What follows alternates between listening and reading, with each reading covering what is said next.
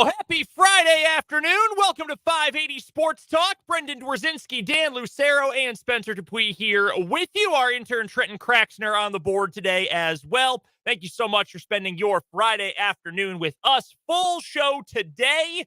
After a couple of short shows the last 2 days, we've got a full one for you today and an absolutely jam-packed guest list for you. We've got a lot of Chiefs to get to today. Some other thoughts on the NFL schedule release from earlier this week. We'll break down the roster a little bit and what it's going to take for the rest of the AFC to catch up to the Kansas City Chiefs. We'll get to that here in just a moment. We'll talk some strength of schedule. Also, Jim Nantz was a guest on the Rich Eisen show yesterday, and he offers us quality proof that we are not the only ones who think the Chiefs pretty much got screwed by the schedule makers this year. We will let you hear what Jim Nantz has to say about it as well. Pro Football Focus came out with their offseason grades, and the Chiefs are one of 9 teams to get an A. The overall grading for the league, not good. The Chiefs grade, though, I think pretty accurate. So that'll come up later on in the show today. Our guest list includes, in this hour, Andy Weingarten, formerly of WIBW TV and Wave 3 TV in Louisville, our horse racing expert. He is going to join us to break down the Preakness Stakes coming up at the bottom of this hour. Matt Derrick will join us next hour for our Chiefs Insider. And we will talk to Tim Fitzgerald from GoPowerCat.com. He will join us in the 4 o'clock hour for a 2 days late edition of the Wildcat Wrap-up today. 580 Sports Talk headlines. What is wrong with you? Both coming up later on in the show. Our Friday staples, Change My Mind, and On Second Thought. All of that and much more over the next 4 hours right here on 580 WIBW and 580 Sports Talk. If you want to be a part of the show, you can either hit us up on the Top City Metal Supply text line, 785-272-9429, or you can find us on YouTube. Head over to youtube.com, search 580 Sports Talk, and you'll be able to, A, subscribe to our channel, but also hang out with us in the YouTube comments throughout the show today. You can also find the stream for the show on Facebook at WIBW News and on Twitter at 580 Sports Talk. You might catch an entertainment value, too, if you watch on the live stream like yesterday. The Yes. microphone just completely fell. While we were live on the air. Yeah, we'll see if any other piece of equipment tries to actively attack Spencer on today's show. Last like week, you were getting a glitch show from Dan's camera that we've since just decided to go with one. A couple weeks ago, the cameras fell off, including mine fell off back there during the show. Yeah, the technology has been attempting to betray us recently, so hopefully we can avoid that as we head into the weekend. The plot of like Terminator or RoboCop or something. Yeah. The machines have awoken, something like that. Rise of the Machines. Rise of the Machines, exactly. Well, let's get to the Kansas City Chiefs and the National Football League to lead things off today. Earlier this week, I was watching Kay Adams' show on YouTube and FanDuel TV, Up and Adams. Shout out to Kay, by the way. Just the queen, the absolute best. And she was doing a bunch of content on the AFC West earlier this week, including a long interview with Joe Hortiz, who is the new general manager of the Los Angeles Chargers. But she also led things off talking about the Kansas City Chiefs and potential weaknesses, if there are any, for this Chiefs team. So we've got a little audio here on from Kay Adams earlier this week talking about the Chiefs and their potential weaknesses. What is the hole we can poke in with this team?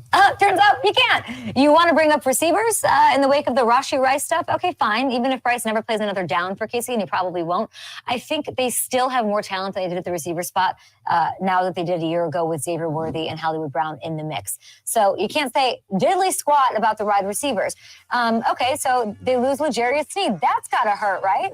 That's got to suck. No, they have Trent McDuffie and replacing Sneed.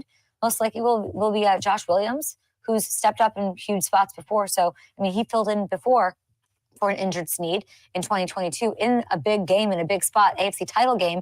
Are we going to doubt Veach all of a sudden? I don't know. What are we questioning on this? Can you guys help me? Up and Adam show, what are we questioning? Travis, not focused, can't do that again. I can't even bring up like complacency, like they're just cruising because they're rallying around a three-peat so hard. It's not going understated. It's not like we made it, whatever. They're not going to stumble. They're not going to get it wrong. So it's got to be one of these other 3 teams coming up and snatching it for them. Things have to break right for the other squads.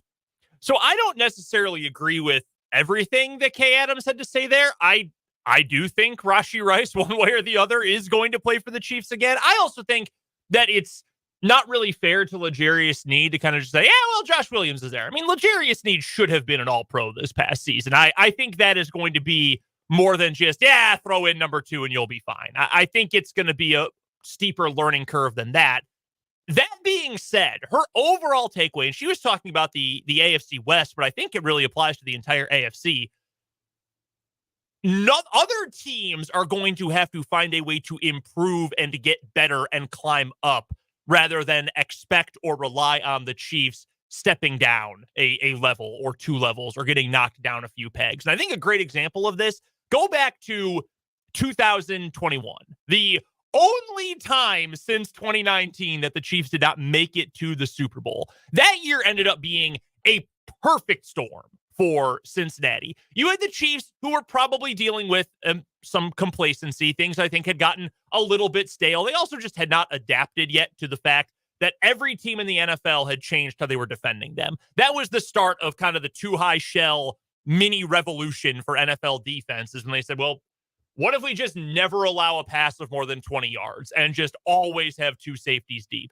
It took the Chiefs a little too long to adjust to that. You saw them struggle with that in the AFC Championship game against Cincinnati. Why they lost. Exactly. The rush 3, drop 8, too deep look that Lou Anarumo threw at the Chiefs beat them in that game, allowed for that Bengals comeback, and kind of buffaloed Mahomes early on in the next season, too.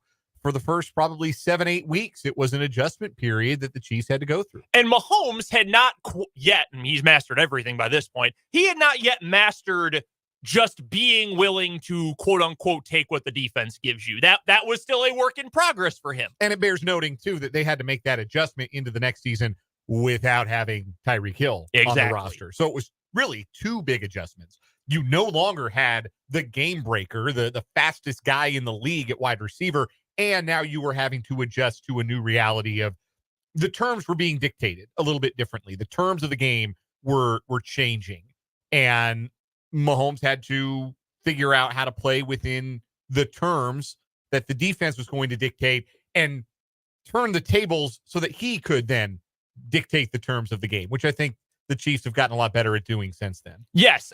And the other part of this, again, the perfect storm for Cincinnati, not only the Chiefs trying to work through some things down the stretch that season, Joe Burrow was healthy the entire year, which you have not always been able to rely on him being. They had an offense that was really good, that had a lot of talent, that had an iffy at best offensive line, but they had the quarterback, the running game was working well enough. They had at least enough protection for Burrow. Their wide receiver core was fantastic at the time. Their defense was playing really well. They also were riding a wave of turnover luck at that time. Do you remember their playoff game against the Titans that year when Joe Burrow got sacked something like 9 or 10 times, but they had 3 interceptions in the game, including one off a tipped ball?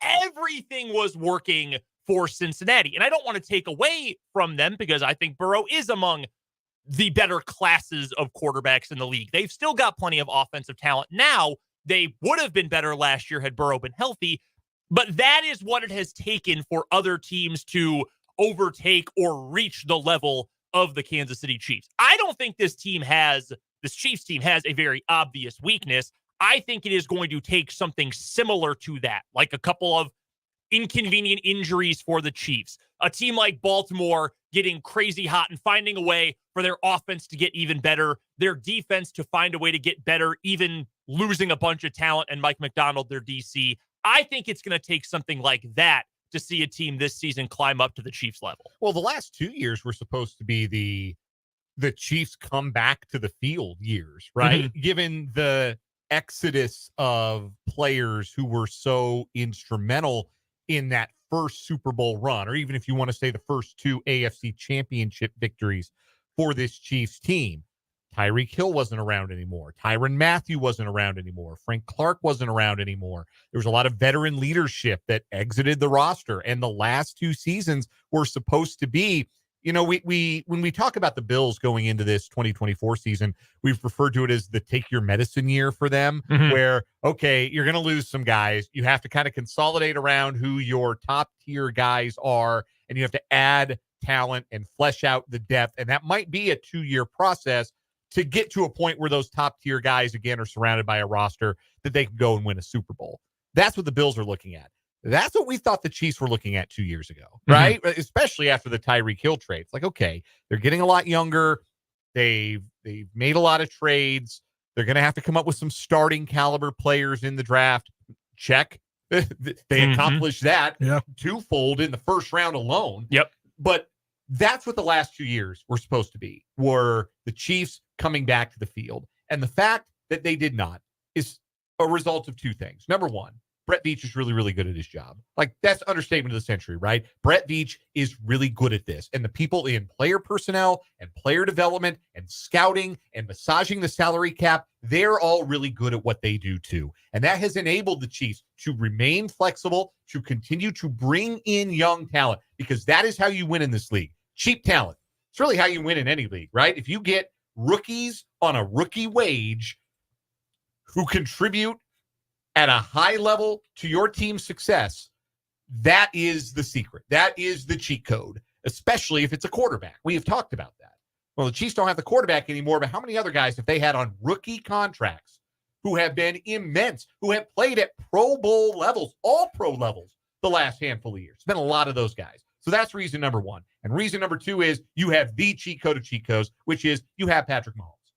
And there are 31 other quarterbacks in this league, all to a varying degree of ability. Every single one of them has the same problem as the next man, and that problem is they aren't Patrick Mahomes. So there is no coming back to the field. As long as the Chiefs have Patrick Mahomes, and as long as Andy Reid and Brett Veach are pulling the strings and putting this roster together, you can assume that there will be no coming back to the field. No matter how hard the NFL tries to drag you back to 8-8, which is what the salary cap was essentially put in place to do. Mm-hmm. And it's really good at pulling teams back from the top down and from the bottom up. But the Chiefs are impervious to this because of how well they've drafted and because of who their quarterback is. So you said it just right. The rest of the league has to go get them. There's no, they're going to stumble this year and this is our time to strike. No. 2021, they stumbled for a half. And everything lined up just right for the Cincinnati Bengals in a do-or-die AFC championship game to strike while the iron was hot and reach the Super Bowl. You're not going to get that again.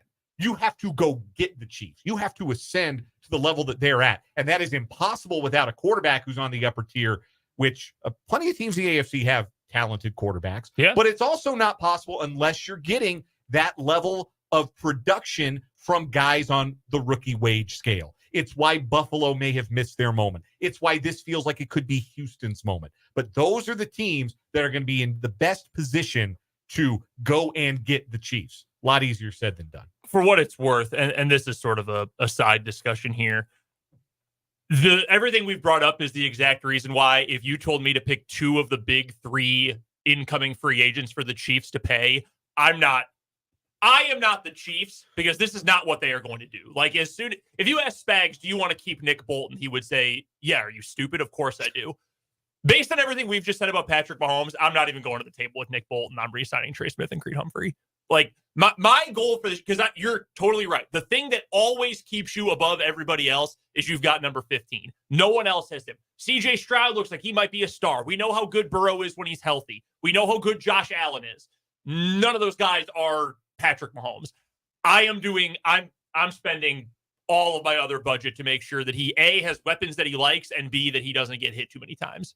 And again, side argument, we can save this for some other time when there's not this current topic at hand. But I think that's why Brett Veach was very smart, because you look back at after the 2020 season, then Super Bowl 55, and you say, well, Brett Veach said he's never going through this again. You're always going to have protection for Patrick Mahomes. That wasn't just reactionary. That was just smart planning. There are other examples all across the league of this. Houston trying to add to an offensive line that has been a problem since before they drafted Deshaun Watson back in 2016 or 2017, that would have been. Like, trying to make sure you had a way to keep these guys upright. Green Bay drafted a bunch of offensive linemen because they said, hey, Jordan Love was really good when he was protected last year. He wasn't so good when he wasn't protected. Just go get as many of those dudes as you can until you find your best five possible. If you're the Chiefs, keep doing that. keep finding ways to make sure that 15 is comfortable, because as long as he is, you can live with a mediocre defense. You know how I know? Because the Chiefs have won a Super Bowl with a fairly mediocre defense. Keep him upright, because you know what happens when he's upright? He wins MVPs. Follow the very basic stuff and you're going to be fine, and you're going to avoid falling back to the pack like we're talking about here. And I think, too, you can always find those vet minimum deal guys that are good, but maybe they're on the outer edge of their career. Or alternately, and to talk about the pro personnel point, you find a guy like Drew Tranquill. Yeah, or him. This has been more than a year. It has been 14 months since the Chiefs originally signed Drew Tranquill. Well, we were in Des Moines covering the NCAA tournament with KU. First weekend of that year's NCAA tournament. Sitting in the media workroom saying, how in the world did they get him for 1 year and $5 million or $6 million or whatever it was? Like, he's coming off the best year of his career. That makes no sense. If nobody else is doing anything that makes sense, Brett Veach has done a great job of making the moves that make sense. Hollywood Brown's available for $6 million? Yes. He was once traded for a first-round pick 2 years ago. Like, go get that guy. Why aren't other teams doing this? It's Jake LeBon's old theory that Bill Belichick wasn't a great coach. Everyone else was just a bad coach or a bad GM. Make the smart moves. Don't outthink yourself. Don't be the Mickey Loomises and the New Orleans Saints of the world, where you have to come up with all these brain genius schemes to try to make your roster work. No, man, just go get good players. If guys are cheap, go make the move. It's not an accident. You put smart people in charge, and those teams tend to stay good. Yeah. You put good, smart people in charge of making decisions, and over time, like, it's not a mistake that the teams that are good have mostly stayed the same for the better part of the last, 30 years of NFL history. It's not an accident. The Packers and the Steelers and the Patriots and now the Chiefs and the Eagles, there's a reason. Baltimore. For all of this. Baltimore. Yeah. Put smart people in charge. Let them make decisions and give them the benefit of the doubt that they've earned.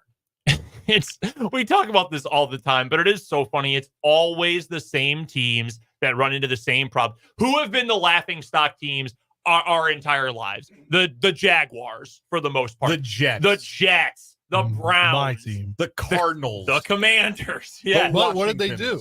They went out and said, let's go get people who know how to run organizations. Josh Harris. Say what you want about the Sixers. They haven't been a laughingstock. Adam Peters has been in San Francisco, where they've been running a good franchise. Bring in smart people. The Chiefs were not always this team. If you are a Chiefs fan, you remember 13 years ago, this was not always the Kansas City Chiefs. They're kind of the new blood in this group. It pretty much started with, let's spend the money to go get Andy Reid. Yeah. Get a smart guy like Andy Reid, no matter how it ended in Philly for him. Yep. He's a smart guy. They did not let him get on the plane to Phoenix. He was very famously going to fly from Kansas City to Phoenix to interview for the Cardinals vacancy, and the Chiefs did not let him get on that plane. The fun example, and a secondary example of this, another team that hired a head coach the same year who didn't even bother with an interview of Andy Reid. They ended up with Mark Trestman as their head coach. That was the Chicago Bears. Yeah, that's Mark Trestman. Yeah. All right, no, you know what? I think I'm confusing stories. I'm confusing when Bruce Arians got hired in Arizona. I'm confusing Arizona stories. I know you're not the biggest Bruce Arians fan. Just I think he's a good coach. I think he thinks he invented football. That is fair. Yeah. Totally fair. But a good coach has always worked well with quarterbacks. The Bears didn't interview him and went with Mark Trestman instead. Bad franchises stay bad. The ironic thing about that is ever giving credit to the Cardinals for being a good franchise, which they are not and never have been ever. They have not been a good franchise since they were the Racine Cardinals. They had about a 5-year window where they had a pulse, and that might have been more about a Hall of Fame quarterback and a number 1 overall draft pick quarterback that had success with them in Carson Palmer. And one of the best wide receivers of all time.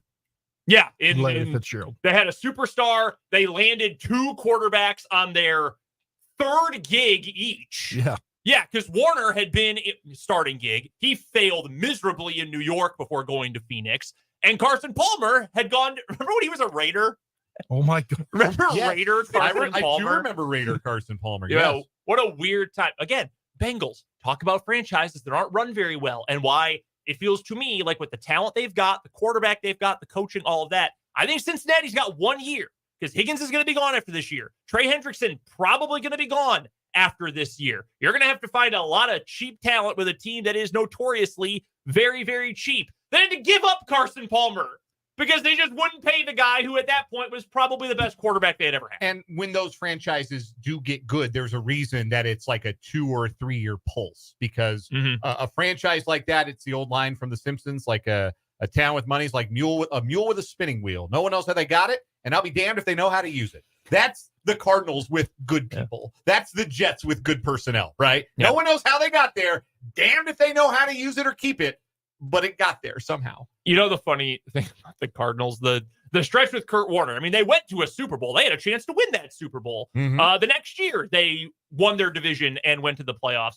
In those 2 years, 08 and 09, they had a combined record of 19 and 13. It wasn't like they were killing the rest of the league. They were just like, okay. And they got hot in the playoffs because they had a Hall of Fame quarterback. That's why bad teams are always bad and good teams are always good. And it has been that way since the NFL was founded in the early 1920s. We've got plenty of Chiefs to get to over the course of the show today, including Matt Derrick joining us at the bottom of the 3 o'clock hour. Next up, though, we've got this week's edition of Change My Mind, and Andy Weingarten, our horse racing expert, will join us to preview the Preakness this hour on 580 Sports Talk.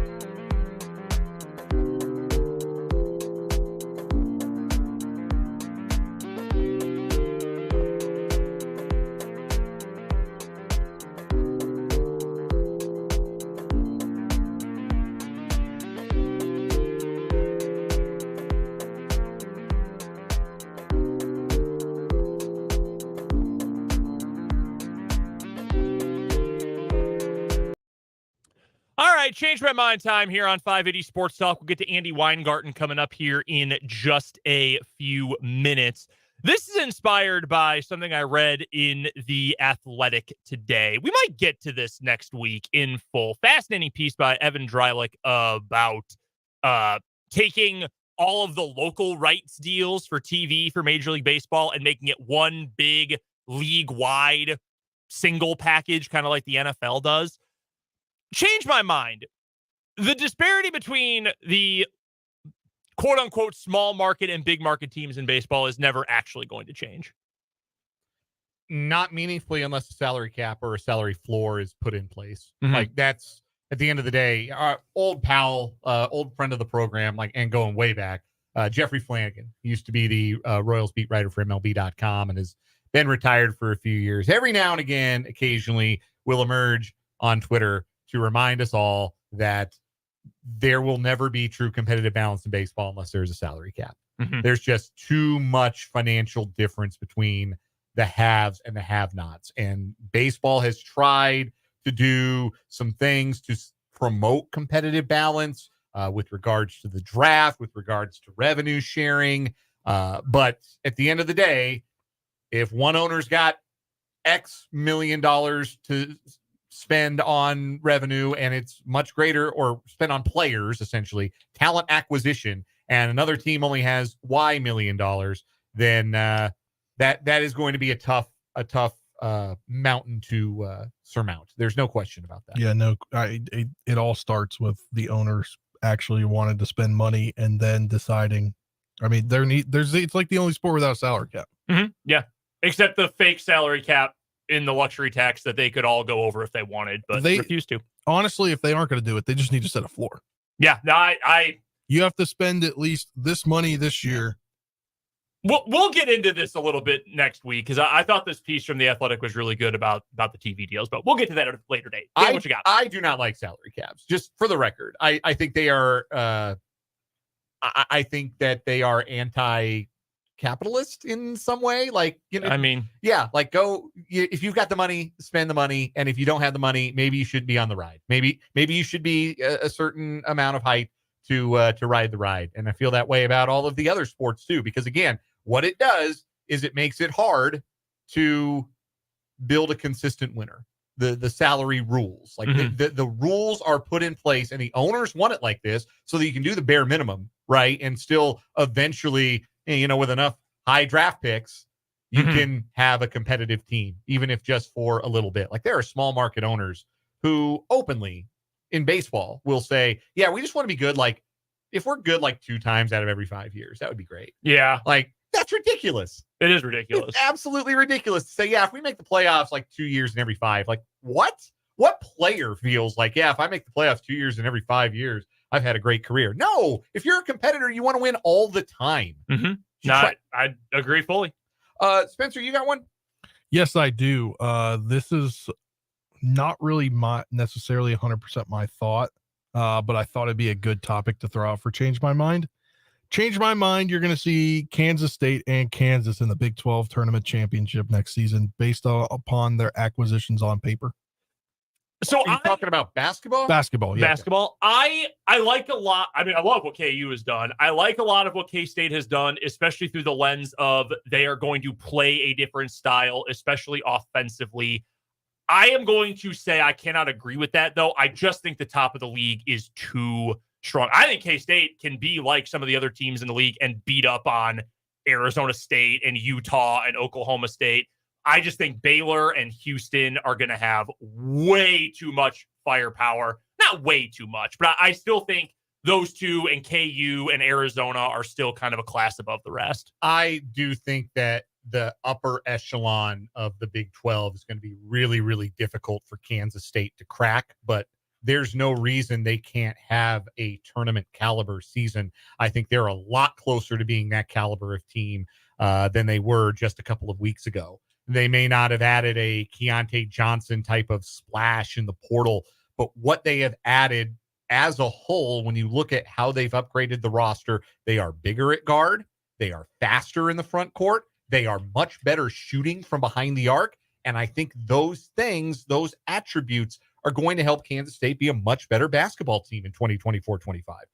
I just don't know if it gets them, like you said, to Houston, Baylor, Iowa State, and Kansas, like and Arizona. Like, frankly, I think it would be very difficult for Kansas State or for anybody. This is not just a Kansas State knock. I just think those 5 teams are that good. If there's any one of those 5 teams that I think might not belong in that discussion, probably Iowa State, although we've seen enough of their movies now to know that they are one hell of a regular season basketball team, if nothing else, because they play hard as hell and they're difficult to beat at home.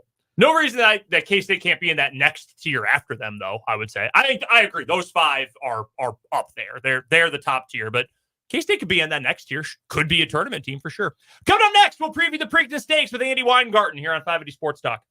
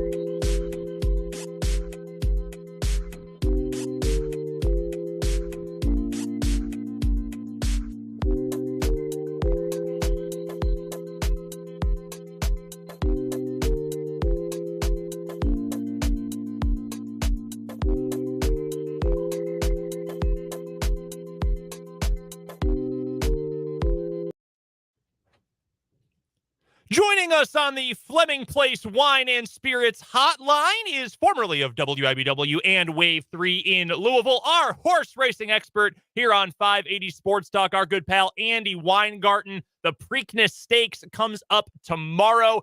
Andy, have you been able to finally recover yet from that thrilling Kentucky Derby finish? Yeah, pretty much, but that was fun, wasn't it? That was one for the ages. That was a heck of a finish. To not just get a photo finish, but to have 3 horses all right there at the end. You got kind of a mix of some of the favorites, some of the longer shots. That's probably the most fun finish that I can remember. Well, I don't think they've ever had a 3-horse photo before. There have been a number of 2-horse photos, although not for a while. But this was it's the first 3-horse I can remember as well. And I believe I read somewhere it's never happened in 150 years to have 3 of them that close. Mystic Dan, who ended up being the winner, much to the joy of my co-host Dan Lucero sitting across the table from me. I did it. I won. What did you think of his race overall? Like, did that feel like, yeah, the best horse ended up winning the event? Well, I think so in a way, because, interestingly enough, I remember mentioning 2 weeks ago that I told everybody, and I didn't mention it, that I had a horse that I would favor if it was a muddy track. And that was the horse. Mm-hmm. Of course, it wasn't a muddy track. It was a dry, it went off fast. And he won it anyway. He got a great trip, inside position, stayed on the rail. That seems to be a more common way of winning this race now is being able to get through that rail. It's kind of a all or nothing type thing. If you get trapped, you've got no chance. But if you can get through, you've taken the shortest trip around the track. And in a 1.25 mile race, that really helps you out. And that's what he got. He got a perfect trip, and he won it. Now, interestingly enough, 2 of the 3 that I picked were the 2 that finished second and third. And, of course, they're bumping each other through that entire stretch run. If they're not bumping like that, they probably both catch them. I know that there was at least an inquiry or a review of the end of the race. Did you think there was anything that was over the line with that bumping? No, not really. I think that's just racing. And I know that Sierra Leone has had a history of kind of leaning in when he goes down the stretch. I remember that being mentioned before, and that's basically what he did. There was briefly a little bit of a situation where they thought that the jockey of Sierra Leone grabbed on to the third place horse. I don't really think that's what happened. I think he leaned in, and they definitely bumped. But yeah, you couldn't bring down Mystic Dan because of those 2, because they both bumped each other. Which one are you going to move up, or which one are you going to move down? So ultimately, I think the race ended the way it should have. Our horse racing expert, Andy Weingarten, formerly of WIBW and Wave 3 in Louisville, joining us here on 580 Sports Talk as we get ready for the Preakness Stakes coming up tomorrow. Andy joining us on the Fleming Place Wine and Spirits hotline. So understandably, Mystic Dan comes into this weekend then, Andy, as the odds-on favorite. Last I saw, 8-5, the odds for Mystic Dan. He is going to get a lot of the money, a lot of the action, because he just won the Kentucky Derby. And if I remember correctly, he's the only horse running in the Preakness that also ran in the Derby, maybe one other exception. Does he deserve to be the favorite? Just in terms of the racer he is, does he deserve to be the favorite for this race? I think he does. He deserves to be the favorite now. There are actually a couple of other Derby horses that are running. Catching Freedom is in the race, and Just Steel, I think, were the 2. Of course, Just Steel was the one I picked second, and he finished 18th. So not too good there. I was happy with the other 2, but that one not too well. But yeah, I think he deserves to be a low pick. Several reasons. He won the Derby. Was probably the best horse that day. He also is supposed to be the best horse in the slop, and they're expecting rain. I mean, it's raining there right now. They're expecting rain tomorrow. So if it's a muddy track, that probably bodes well for him. And the public wants to see a Triple Crown winner. Let's face it. They're going to, some people are going to gravitate in his direction just because of that. Our guest is Andy Weingarten, previously of WIBW TV and Wave 3 TV in Louisville. He is our horse racing guru, joining us to preview leg 2 of the Triple Crown, the Preakness Stakes, which runs tomorrow in Baltimore. Joining us on the Fleming Place Wine and Spirits hotline here on 580 Sports Talk. This is a small field. It was initially a 9-horse field. Muth was scratched. More about him in a second. Down to 8 horses after it was, I believe, a 20-horse field, or 19 or 20 at the Kentucky Derby. Just as a general question for people who might not know, why is it so often that the Preakness has a much smaller field than the Derby does? Well, a couple of reasons. Number one, they're limited anyway. I believe it's either 12 or 14 horses is the maximum that they will do anyway because of the way their gates are structured. So that's number one. Number two, nowadays it's rare that many horses from the Derby will even go to the Preakness. And the reason being, and I've said this for years, you only have 2 weeks between the races. All of these horses, when they're running in as 2-year-olds and leading up to the Derby, when they run races, they're running them 3 and 4 weeks apart. And the Preakness is only 2 weeks out. If you're not in the Triple Crown, you really don't have a whole lot of, there's really not a reason to run the race. I mean, it's one of the big ones, but it's, there are others that are bigger that'll be coming on, later in the summer and in the fall. And I think that's really changed things, and I've said this for years. What they need to do is the Derby needs to run the first week in May. The Preakness needs to run over Memorial Day weekend, and the Belmont needs to run the 4th of July weekend. And until they spread it out like they do the other races, I think they're going to have trouble getting horses. How does the smaller field and the nature of the Pimlico race course itself change the terms on which this race will be run? Well, it makes it a lot easier. Number one, you don't have all those way outside horses that basically almost run sideways to begin with, or at least run at an angle because they want to get to the rail and save ground around the turn. So they're not as far out. Pimlico's turns are a little sharper than Churchill Downs, and so they do want to get inside. It's still important to do that, but they don't have to come from as far. And you just don't have the traffic. You know, an 8-9 horse field is more normal. That's typically what most of these horses run in. They'll never run in a 20 horse field again. That'll never happen. Mentioned Muth earlier. He entered the field, the horse, as the betting line favorite, but was scratched earlier this week, and in fact has already been scratched from the Belmont as well, dealing with a fever. Just how much again, is for the horse racing novices, how much does that affect just the health of the horse? And were you of the belief that Muth would have been the horse to beat had he been in the field? Absolutely. I think he may have been the horse to beat in the Derby, quite frankly. He couldn't run because Bob Baffert wasn't allowed to run horses in the Derby. I think he would have been one of the top ones anyway. So it, would have made a huge difference there. But I'm not going to say overly cautious, because then that implies that I think they're being too cautious. I guess you never really can be. But he did have 103 fever, which I think was a fairly high number. I'm not really sure why he was scratched already for the Belmont, although my guess would just be, you're not running in the first two. No reason to run in that one. We'll just save them for late summer and fall. But they take a lot of precautions with these horses now because because they're worth so much in breeding. And so if anything like this is going on, they will just go ahead and get out of the race, because frankly, there's more money to be made on the breeding side now than there is on the racing side, with very few exceptions. We're joined by Andy Weingarten, our racehorsing expert here on the Fleming Place Wine and Spirits Hotline. And Andy, when we had you on last time, we talked about the renovations that had happened at the Kentucky Derby.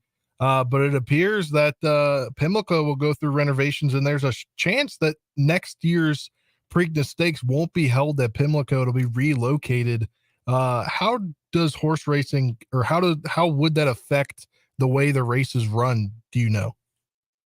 Well, I think they would keep the distance the same. They'll figure out a way to do that. I guess the question is going to be where it's going to be run. Interestingly enough, for the next 2 years, the Belmont is not going to be at Belmont Park for the same reason. They're renovating Belmont Park, and so the Belmont Stakes is going to be at Saratoga up in upstate New York for the next 2 years.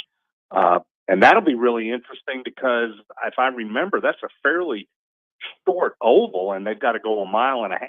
So you may be circling almost the entire track twice to run that race. I don't remember exactly what the dimensions are, but it will not be the sweeping type of racetrack that Belmont Park is, where you only go around it basically a little more than one time. This one's going to be almost 2 times around. Finishing things up with our horse racing expert, Andy Weingarten, here on 580 Sports Talk, as we get ready for the not the Kentucky Derby, the Preakness Stakes, coming up this weekend.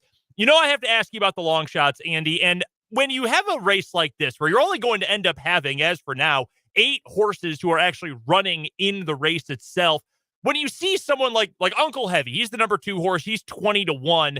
How do you sort of compare a long shot there with, a 50-1 long shot in the Derby? Would you say that based on the size of the race, those are probably fairly equal long shots, or do you sort of weight it a little bit differently with such a small field? Probably you weight it a little bit differently for that very reason, because it's a small field. There's much more of a chance, especially at the beginning, you're going to have a clean start, or in the Derby, you almost never do. And then even, look what happened with the Derby this year down the stretch with the 2 that were bumping each other. It's more likely to have an easier start, a clean race. And so you would think that the cream of the crop would be easier to rise. They're not going to get blocked. They won't have bad racing luck, that type of thing. So, I still look at long shots. In fact, I've got a pretty good long shot. Actually, I've got 2 pretty good long shots in my top 3. Don't have the longest, but I see a couple of them that I think the numbers are very high, and I think it's worth the risk. All right, well, let's just dive in to the win, place, and show picks, Andy. For those keeping track at home, for the Kentucky Derby, Andy went with Sierra Leone to win, just a touch to place, Forever Young to show. Forever Young did indeed finish in third. Sierra Leone finished second. Forever Young was my wife's horse, by the way. She was very happy with that pick. All right, so let's do win, place, show. We'll go in reverse order. Who's your pick to show tomorrow, Andy? Okay, I'm having a ball with this race. This is going to be my, if I win, I can retire situation. I have got the 6-horse Seize the Gray as my third place pick. 15-1 in the morning odds. Dwayne Lucas, who's kind of a sentimental favorite because he's almost 90 years old. But the horse finishes strong. I mean, I've looked at it. I've looked at the previous results. He'll be kind of like Sierra Leone at the back of the pack, probably for much of the race, and should come on strong down the stretch. I just don't know if he quite has enough, but I saw enough there for a long shot. I took Seize the Gray as my third place horse. Love that. All right, how about to place? Who's going to finish second? Well, he didn't do me very well in the Derby, but I still like Just Steel. He had a really bad race, but I've looked at the form. He's very similar, and I already can't remember the name. Whoever was the favorite in the Derby, and remember, I didn't pick him because he would have one good race, one bad race, one good race, one bad race. The Derby was his bad race. Just Steel is very similar. He just had a really bad race in the Derby, finishing 17th. They thought enough of him, though, to bring him back on 2 weeks' rest, and I've got the 15-1 shot, Just Steel, finishing second. All right, and finally, the main event. Who do you have as the winner of the 2024 Preakness Stakes? Well, I suspect a lot of people will think I'm taking Mystic Dan. I'm not. I think the Derby was a fluke. Got a good trip, but I think it was a fluke. I don't think he's the best horse in the field. I thought Muth was the best horse in the field. He's been scratched. So I'm going with the other Bob Baffert horse, who I think is also pretty darn good. That's the 9-horse Imagination. I think Imagination will get to the lead early, hold it most of the race, and he will win the Preakness. One last question I've got for you, Andy, and you mentioned this talking about Seize the Gray a little bit earlier on. Is this a course at Pimlico that is any better for the sprinters, for the stalkers, the finishers? Is there any specific type of racer that usually runs the best at Pimlico? I think it's better for the speed horses. Number one, it's a little bit shorter, and those sharp turns, and the stretch run is shorter in the Preakness. So if you're trying to measure a horse, a lot like Sierra Leone did in the Derby, where he almost got there because he had so much room down the stretch, won't have quite as much room to measure a front runner down the stretch. So I've got him finishing third. I think he'll be closing, but I just don't think he'll have enough quite to get there. Andy Weingarten used to work for WIBW TV here in Topeka, also formerly of Wave 3 TV in Louisville. He is our horse racing expert, joining us very kindly today as we preview the Preakness Stakes coming up tomorrow. As always, Andy, we really appreciate the time. Enjoy tomorrow's race, and we'll talk to you before the Belmont. Okay, you got it. Enjoy the race, and we'll talk to you in 3 weeks. That is Andy Weingarten, the absolute best of the best, our horse racing expert. You heard the picks. Imagination to win, Just Steel to place, Seize the Gray to show. I don't appreciate being referred to as a fluke, personally. I took our own Mystic Dan. I'm taking that personally, and I'm coming for their necks at Pimlico tomorrow. I've got to figure out, I'll do the math here at the top of the hour, what the trifecta would pay out. Andy said this is his I can retire if I get this to hit pick of win, play, show for the event. So I'm excited. Have you picked a winner yet? No. I assume you're going with Mystic Dan? Yes. Okay. I've got to figure this out. I might go Just Steel. I like that one a lot. I trust Andy Weingarten over anyone when it comes to horse racing picks. He's pretty good in those first ones at the Kentucky Derby. He was, yeah. Coming up in the 3 o'clock hour of 580 Sports Talk, we've got more Chiefs scheduling to get to, including what one of the number one NFL broadcasters had to say about the Chiefs schedule. Also didn't think the NFL did the Chiefs any favors. We've also got On Second Thought, and Matt Derrick is going to join us for our Chiefs Insider. All that is coming up after our national and local news right back here on this Friday edition of 580 Sports Talk.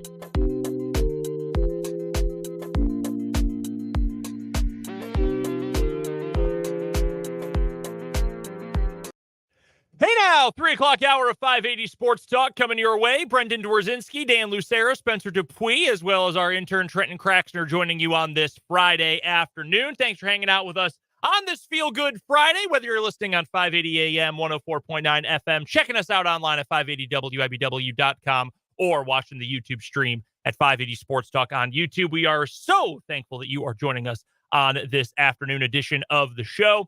We've got plenty of Chiefs to get to this hour, including some thoughts on the schedule in just a moment.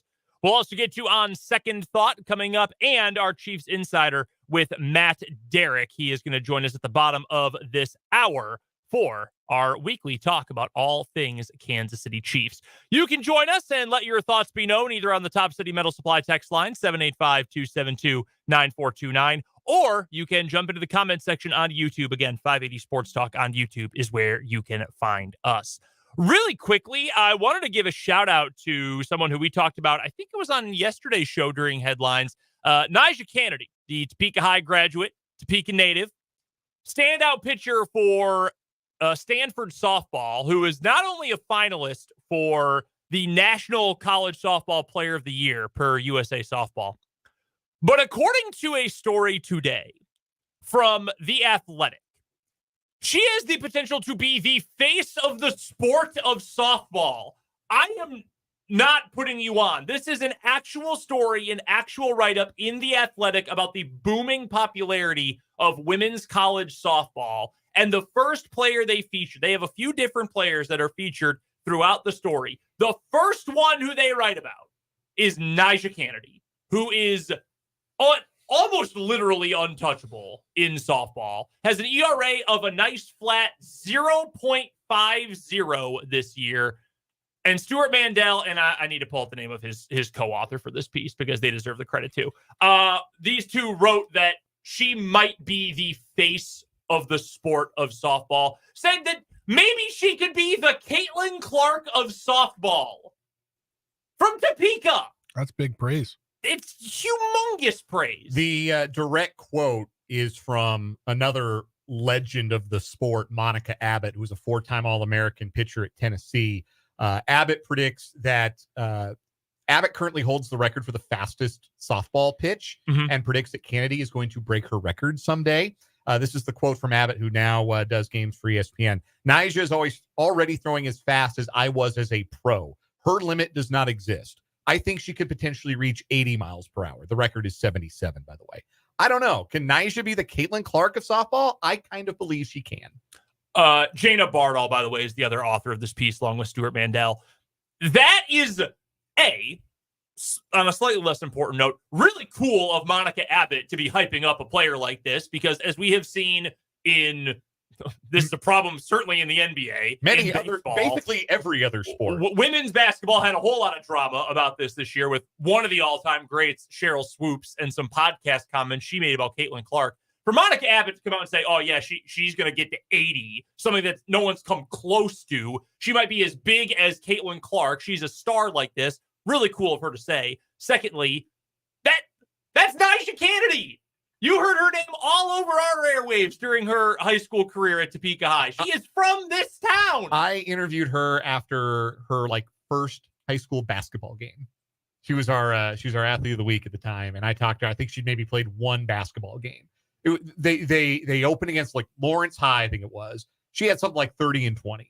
I said, okay, yeah, that's athlete of the week material.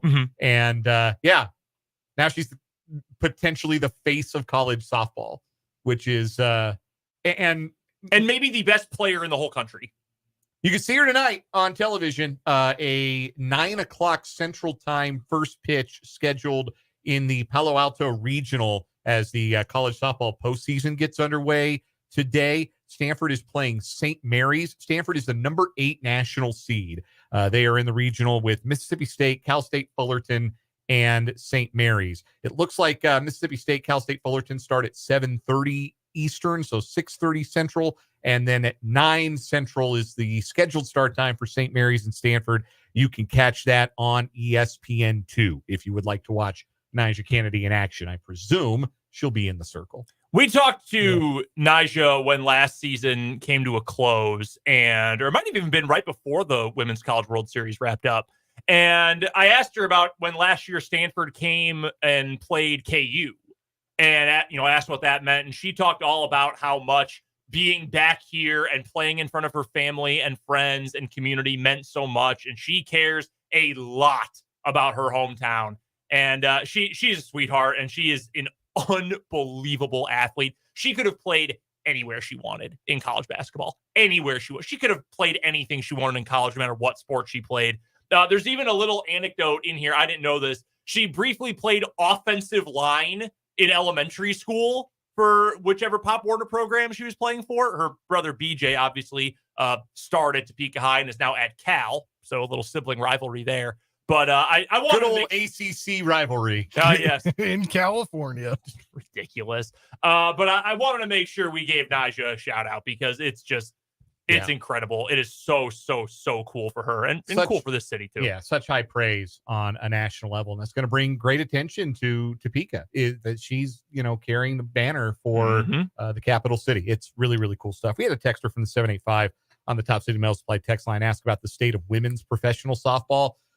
There's a couple of different, I guess, organizations. You have what Athletes Unlimited. That's the big one. Sometimes you might see that on like Bally Sports or ES. They have a couple of ESPN games too. FS1, you might see that. They play their games in Rosemont, Illinois. Yep. And right by the airport. Yeah, so it's a league that they play up there, and the players manage the league and draft the teams and things like that. There's also women's professional fast pitch, which kind of seems like a shoestring operation at this point. But here's the broader point.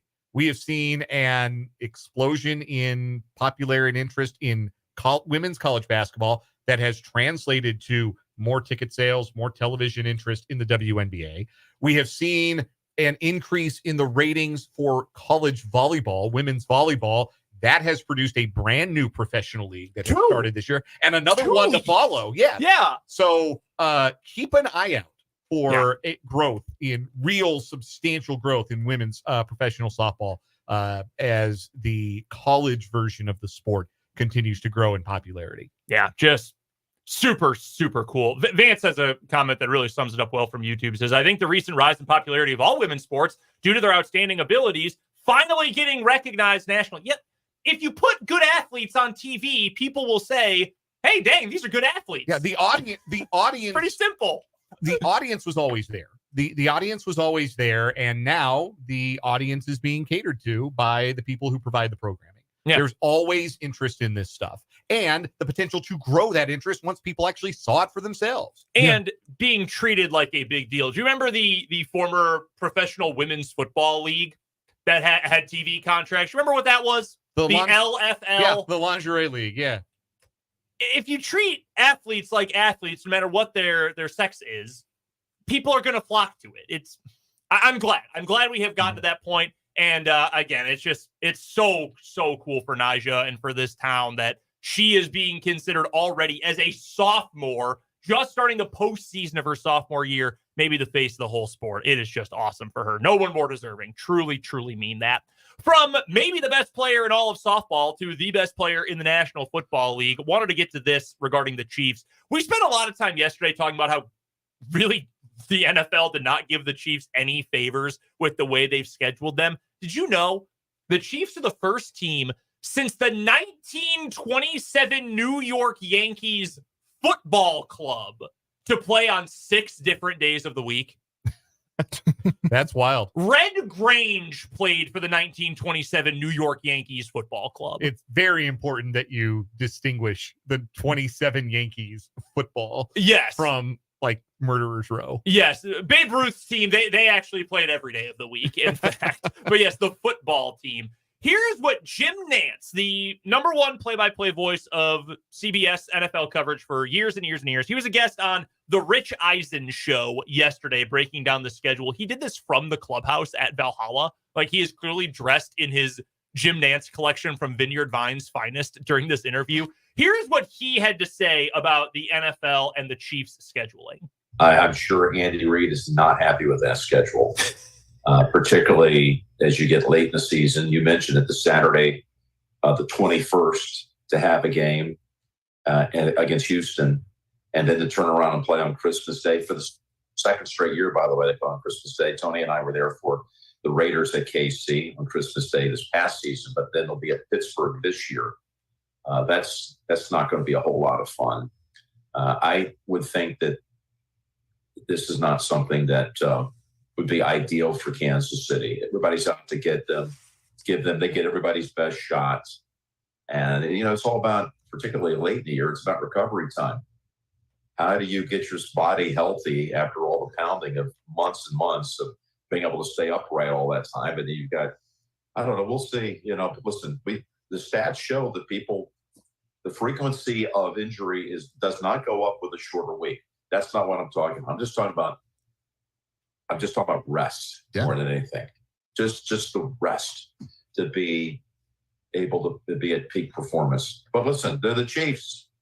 They figure it out. They really do. And we'll be gratefully there to see a lot of those games unfold.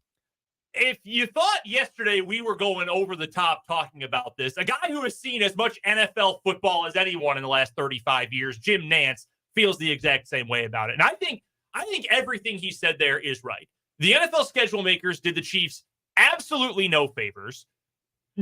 Correct that the data does actually flesh out that the short week doesn't necessarily lead to more injuries, but it does lead to guys who are worn down. You will hear NFL veterans say sometimes it takes until Thursday to just feel ready to go and to feel like you are going full speed at practice. That's the second full practice day of the week, Thursdays, on a normal Sunday to Sunday week. So you're probably losing on, quality of football or quality of play for individuals at least. Think of a guy like a Joe Thuney. Okay, just talk about domino effect here. Joe Thuney is one of the best guards in the NFL, maybe the best left guard in the NFL. First team All-Pro this past year. Joe Thuney also, for a left guard, is old. He is in his mid-30s. You're talking about a guy who takes a beating every single week, who now goes from taking that beating on Sunday, then to a short week you got to play on Saturday. That's one less day for him to recover. Then you've got another short week leading into the Christmas game against the Steelers on a Wednesday. Well, suddenly your offensive line, one of your best linemen, is all banged up. And it's not just him. It's Humphrey inside. It's Smith. It's Taylor. It's Suamataia. Whoever ends up starting at left tackle. Those guys are all banged up. If those guys are performing at even 90% versus 100%, and probably less than that, you know who suffers? Your running game. Your quarterback. That's what we're talking about here. Guys just get worn down. And when you have less time to recover, you end up possibly risking a lower quality of play.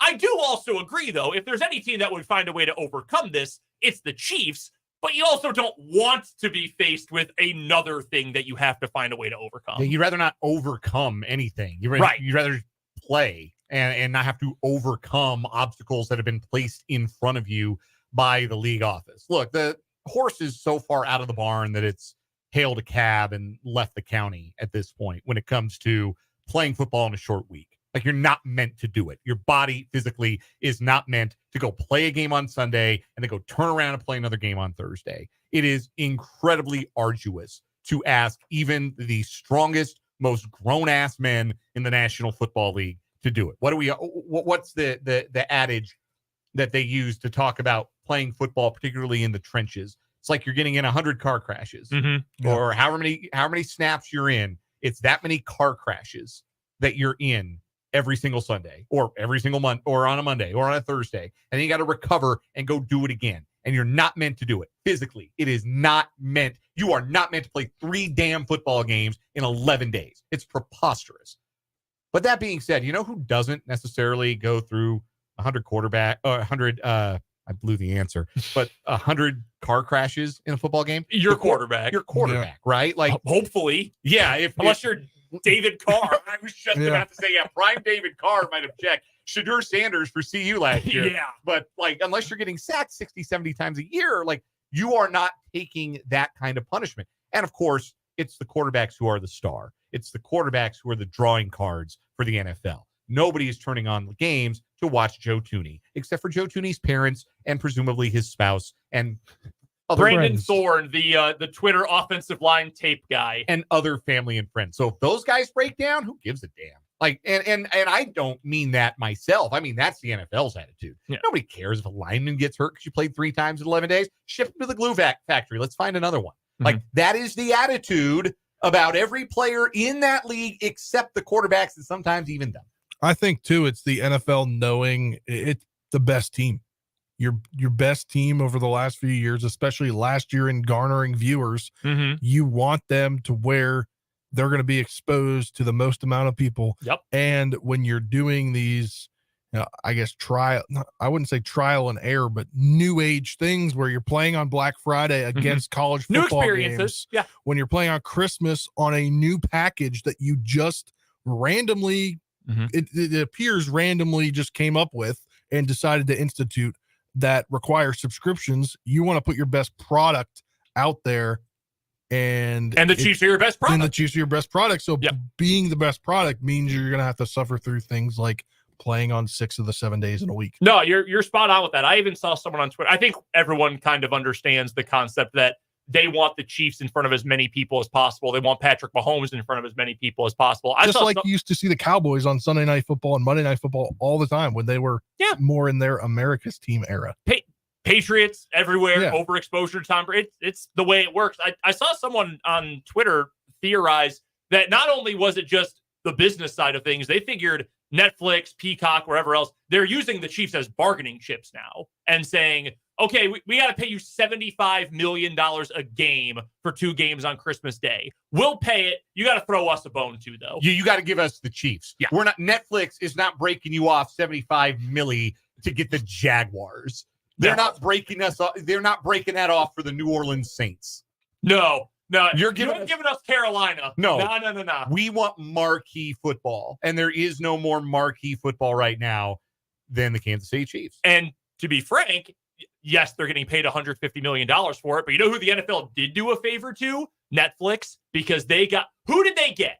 They got maybe the biggest fan base in the league in the Steelers. They got the attraction of the NFL today, Patrick Mahomes. They got the Ravens, who are perennially in the hunt and are quite popular. And they got maybe, 2004 Brock Lesnar, the next big thing in CJ Stroud. That's what they got for their Christmas games. They got a big time favor for the NFL, getting those 4 teams all for that day. Speaking of the schedule, Dan, you saw this yesterday from Warren Sharp breaking down some, beyond just, what was the winning percentage of all the teams that you play from last year? You've got some actual data here on strength of schedule. Yeah. So Warren Sharp has the strength of schedule based upon the forecasted win totals for this coming season, not based on last season, based on this year's forecast. The Atlanta Falcons have the easiest schedule in the league by some distance. By a lot. The hardest schedule in the league belongs to the Pittsburgh Steelers. The Chiefs rank 12th. They have the 12th easiest schedule in the league, but it is notably bifurcated. The first 10 weeks, the Chiefs have the 10th hardest schedule. The 10th hardest schedule in the first 10 weeks. They have the 8th easiest schedule in the second half of the season, weeks 11 through 18. So the Chiefs' schedule is front-loaded. If it feels that way to you, there's actually data that backs that up. And especially in the first 5 weeks of the year, the Chiefs have the 4th hardest schedule. Again, that's because you've got Baltimore and Cincinnati right out of the gate. But it's a hard schedule early. It's a less difficult schedule late for the Chiefs, and extremely so. You're pretty far polarized in that regard. It's kind of funny the way he breaks this down, and I have been critical at times of Warren Sharp, but I mean, this objective data stuff I think is really interesting. Scrolling through this thread he put together from Twitter, you want to talk about trying to market your stars? You want to put Patrick Mahomes in all the primetime windows and all the exclusive windows, right?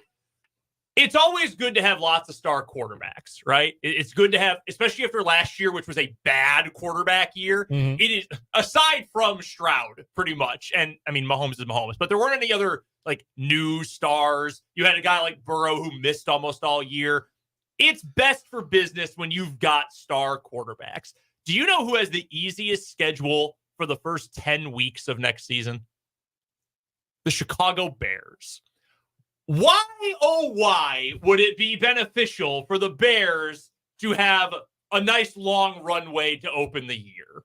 Thinking about how good quarterbacks are good for business. Could it possibly be that the best quarterback prospect in at least a half a decade is, well, I guess it was more recently that Trevor got drafted, but in the last several years, the best quarterback prospect, one of the most well-known quarterback prospects in a long time, was drafted number 1 overall by Chicago? That seems to make at least a modicum of sense, I think. They've got early season games against Tennessee and Carolina and New England and Washington and Arizona, and none of those teams project to be all that great. Like, that is a chance to ease into things just a little bit before they got to play the Packers twice and Lions twice and the 49ers on the back end of their schedule. CJ Stroud in the Texans week 2. Yeah, they do. That is I think that's Sunday Night Football, isn't it? Yes, I think it might be. It is. You get Williams versus Stroud in week 2. But even there are other tough games like the Rams at home, the Jaguars at home. I think that's fascinating. Their schedule sucks late, though. Their final 8 weeks of the season, 6 divisional games, 49ers Seahawks. I think I was that is horrid. I think I was telling Dan about this. They're the only team that has to wait until that late in the season to play their first divisional game. Yeah, that is my biggest complaint with the way they've scheduled it. And I remember back to this happens to like a few teams every year. They actually are in the same boat as the Pittsburgh Steelers, as it turns out. All of the Steelers divisional games are from week 11 onward, and perhaps not coincidentally, the Steelers have the hardest schedule by miles in weeks 11 through 18 because they get Baltimore, Cleveland, Cincinnati, Cleveland, Philadelphia, Baltimore, Kansas City, Cincinnati. Yeah, that's gross. I think back to Steelers country, let's hide. Last year, when the NFL started advertising, our schedule, now we make it with AI. I thought the schedule stinks now. Like, tons of teams are playing the same opponent twice in the span of 3 weeks. In fact, I think there was one team that went divisional opponent by same divisional opponent at one point last year. I know the Commanders did that at least 2 years ago. Like, no, spread this out. Spread all of this out. That is not how this should be. We need to tweak the AI a little bit, NFL. A little bit, at least. We will talk more Chiefs with Matt and Derrick coming up in just about 10 minutes. First, though, we've got to get to On Second Thought for the week here on 580 Sports Talk.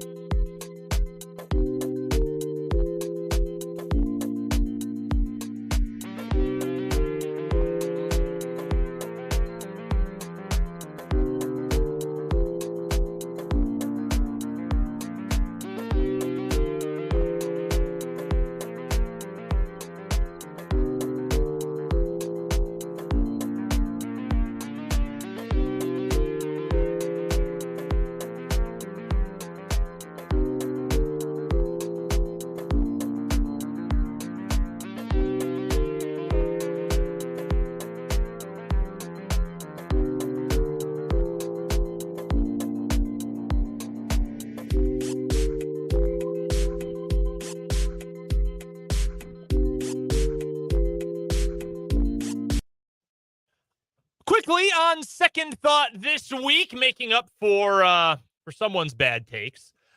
I don't know if I had anything specifically from this week that was outright awful. So I had a pretty good week.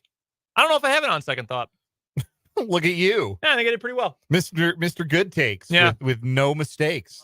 Clean board for the week. Actually, in the segment yesterday, didn't you talk about Kansas State not getting any more guys? No, I said under 11 and a half roster players. I think they are now at 11. So it's not bad take yet. Yeah, it's not yet. All right, put a pin in that one. That one will be a potential future one if they add someone else. Although the fact that they added a player not half an hour after I said that does make me feel like I'm probably going to be proven wrong. So maybe that's a preemptive on second thought. I was underestimating Jerome Tang. They might be in the mix for another transfer, a Kentucky transfer as well. Yeah. Well, if they get him, then I will be wrong. Yeah. There you go. My on second thought is I jumped the gun a little bit. Yeah, well, my on second thought for now is I really felt like Kansas State was going to add a more traditional big body center to their roster. And to this point, that is not what they've done right now. It looks like they might be content to go with Achor and Baye Fall as their fives with some David Gasson minutes at the five and just play kind of a rotating cast of characters and play a little small ball. Of course, they do get the big kid from Kentucky. Onyenso is his name? Yes. Ugonna Onyenso. If they get him, then I'm a fool again. So it's an on second thought for now that maybe this Kansas State team looks a little bit different in the post. And not necessarily bad different, just different. Stylistically this coming season. But if Onyenso decides to make Manhattan home, then they will have a big body rim protector, and then things get really interesting because I think Onyenso's got a very high ceiling as a prospect. I will stay along with that trend of talking about Kansas State. I really just thought they'd have a few guys that could shoot, the guys that they already got, and I didn't think they were going to get any really good quality guys. Like a go-to kind of guy. Yeah. And that, I just thought that they were going to be cooked next year and have no chance at going to the NCAA tournament, just be like a downward spiral from 2 years ago. Onyenso, by the way, 7 foot 250. Yeah, that's a big man. That is a true big man. So they might still not be done in the portal. Coming up next, back to the Chiefs. Matt Derrick joins us for Chiefs Insider on 580 Sports Talk.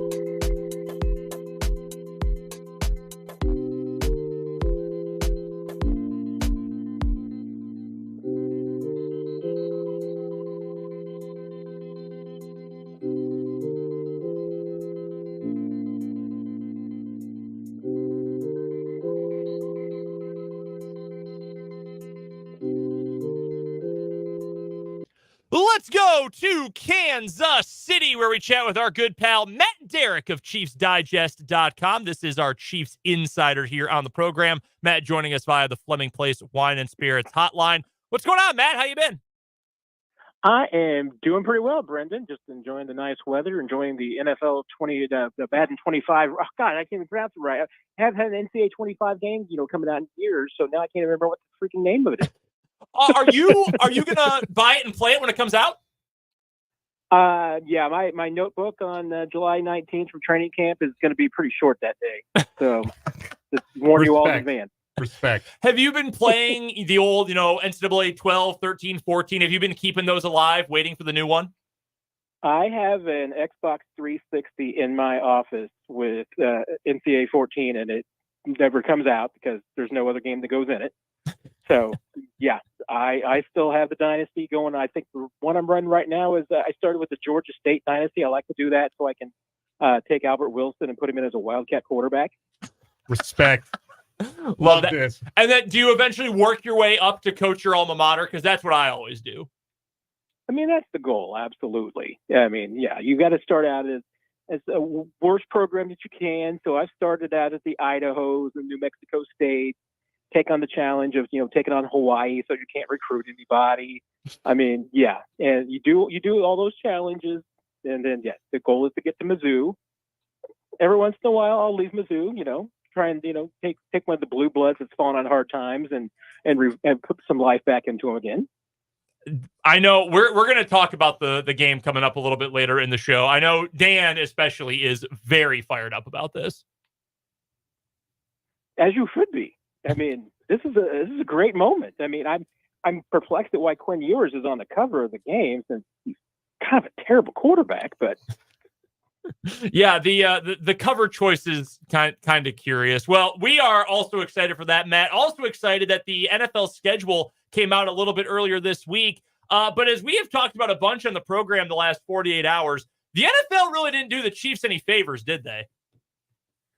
Well, I think yes and no. I mean, hey, there's no doubt the Chiefs are one of the, as they acknowledge, one of the two primary assets that the NFL has to deploy, and to deploy them they did. They're playing all over the place every day of the week except Tuesday. I figure if Pluto TV had been able to put in a bid for a streaming package, the Chiefs would be playing on the Tuesday too. So they're playing all over the place. But, I mean, even like the 3 games in 10 days, they're going to be in a stretch there where they're playing on the same rest that everybody else is.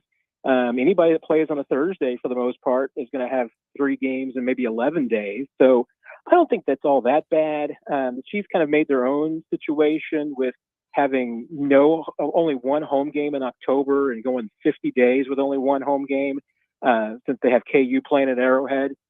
So, I don't think it's really that bad. I mean, yeah, you finish with 2 road games, but you open with 2 home games. I mean, I feel like at least, and certainly, last year we were talking about the significant rest deficit that the Chiefs had. They don't really have that bad this year. The fact that the Chiefs are playing every day of the week, is that anything more than just the NFL trying to put them in front of as many viewers as possible, as often as possible? Oh, yeah. I mean, there's no doubt about that. And, and Mike Norris, who's been making the rounds and going around, he's the VP of broadcasting for the NFL. And we got a chance on our podcast with Nick Jacobs. We have it coming out on Sunday on 41 is the Mic. We got to talk to Charlotte Carey, who's basically number 2 in that office, and going through all of the iterations of the schedule and how it kind of came to be, and the fact that, hey, every partner that the networks that the NFL has network-wise, I mean, the Chiefs are one of their first choices. It's either them or the Cowboys as being the first choice that they want. And, you see evidence of that. Amazon was willing to give up having the Chiefs on a Thursday if it meant they could have them on that Black Friday game. Netflix paying a lot of money, and the reason why was because they wanted to have the Chiefs on Christmas Day. So yeah, I mean that's the selling point of the NFL right now, is that if you want to pay for NFL games, Amazon and Netflix are great examples. We'll give you the Chiefs, but you're just gonna have to pay for it. Our guest is Matt Derrick of ChiefsDigest.com. He is our Chiefs insider, joining us on the Fleming Place Wine and Spirits hotline every Friday at this time here on 580 Sports Talk. Check out Matt's work at ChiefsDigest.com. Find him on Twitter at Matt Derrick. Matt, are we overstating the competitive disadvantage that 3 games in 11 days in December could be? Or do you think that's a legitimate hurdle that the Chiefs may have to figure out how to surmount, even if it means taking some of their veteran players and potentially limiting their snap counts in some of those games if they're in a position to clinch a seed earlier on, or in a position to have to clinch a seed with a win, maybe prioritizing health over that? Yeah, I mean, I look at it and I see two things. I mean, like one, like I mentioned earlier, almost every team, when they play on a Thursday, is going to have that series of events that they're going to play maybe 3 games in 10 or 11 days. So it's not that unusual. I mean, a lot of teams are going to have that. But I think that the NFL did a really good job of making sure that in that 3-game stretch, where they're playing Cleveland, the Texans, and the Steelers, all 3 of those games, they're going to have the exact same rest as their opponent. And, there'll be an advantage. When they play the Texans, the Chiefs will be coming off a road game. Texans will be having played at home. The Steelers will be coming off a road game. They get to play at home on Christmas Day. There might be a slight advantage for the Steelers being at home in a situation like that on very short rest. But then think about the fact that on the back end of that, the Chiefs are going to have an 11-day layoff before their next game, maybe, at the end of the season. I mean, you're talking about having a 10 or 11-day, basically a mini bye going into the postseason. That just seems, especially considering last year when, the Chiefs had that stretch where they had, less rest than any team in like a 6-game stretch in NFL history. And now they're going to have a mini bye the week before the end of the season. I mean, that to me is just such an advantage for a team that's got Super Bowl aspirations for the 3rd straight year that I don't know if you can put a price on that. I mean, that's something I think every team in the league would play 3 games in 10 days if it meant that they got to have a 10 or 11-day layoff, and maybe even longer. I mean, the Chiefs, if Week 18 doesn't have any meaning for them, I mean, they could give some serious rest to players who are dinged up and get them healthy for the postseason run. What do you think is the most important stretch of this schedule for the Chiefs? Is it early on where they have one of the toughest starts to a season, playing the Ravens and the Bengals to start and having the 49ers off the bye in Week 6, games at Atlanta and the Chargers that could pose a challenge in those first 6 weeks? Is it that late stage 3 games in 11 days stretch? What do you think will be the most important, vital stretch of this year for the Chiefs? Yeah, I think you kind of hit on it. I mean, to me, I think one, obviously, before you go into the bye week, then you've got that tough game against the 49ers right after it. I mean, you want to be in decent shape. You've got 5 games before that bye. I mean, you want to be 3-2 at bare minimum. And with that schedule, I think you'd be looking at the Chiefs and saying, okay, well, maybe you want to be 4-1. You want to be Atlanta's a game that obviously is winnable. The Saints at home, very winnable. Steelers and Ravens back to back are pretty tough, but both at home. So I think you win at least one of those. At the Chargers, I mean, it's still kind of a home game in Los Angeles. The Chargers don't have a huge advantage, but it should be a tougher game with John Harbaugh there. But, I mean, minimum 3-2, I think 4-1, you're feeling pretty good. If the Chiefs are 5-0 going into the bye, then, I mean, this looks like three-peat is absolutely on board. That's going to tell us a lot about this team. But then also you get to that stretch there where, you get the Black Friday especially, and then you've got the Raiders, the Chargers, Browns, Texans, Steelers. You're going to have some cold weather games. You're going to have some elements. I mean, you've got the Bills 2 weeks before that. The Panthers, I don't think is necessarily a trap game, but it could be. So there's a stretch late in the season that the Chiefs have a lot of road games, a lot of teams that are going to play them tough and physical. Going to have to run the ball, I think, most importantly there in November and December, is that being able to establish that and play tough defense. So, I mean, those are, to me, the 2 keys. You don't want to sleep on the middle of the season, but I think how the Chiefs finish and how they start and how they finish are going to be the 2 keys to this regular season. We're joined by Matt Derrick of Chiefs Digest on the Fleming Place Wine and Spirits Hotline. And Matt, you mentioned the one home game in 50 days. And I read somewhere that the NFL did use concerts and events happening at stadiums as a reason to why to do things on the schedule. Do you know if Kansas's home games at Arrowhead had anything to do with having the away games then? Yeah, and there was some, mention. I mean, there was some. It wasn't 100%, but the Chiefs wanted to avoid playing on back-to-back days if they could, and the NFL wanted to accommodate them, and they pulled it off on 3 of the 4. So, three of the first 3 Kansas games that are at Arrowhead, there won't be a Chiefs game that weekend. I think one of them might even be on the bye weekend, so at least they avoided that. So really, it's only affecting maybe 2 games. It's just that they're both in October into September.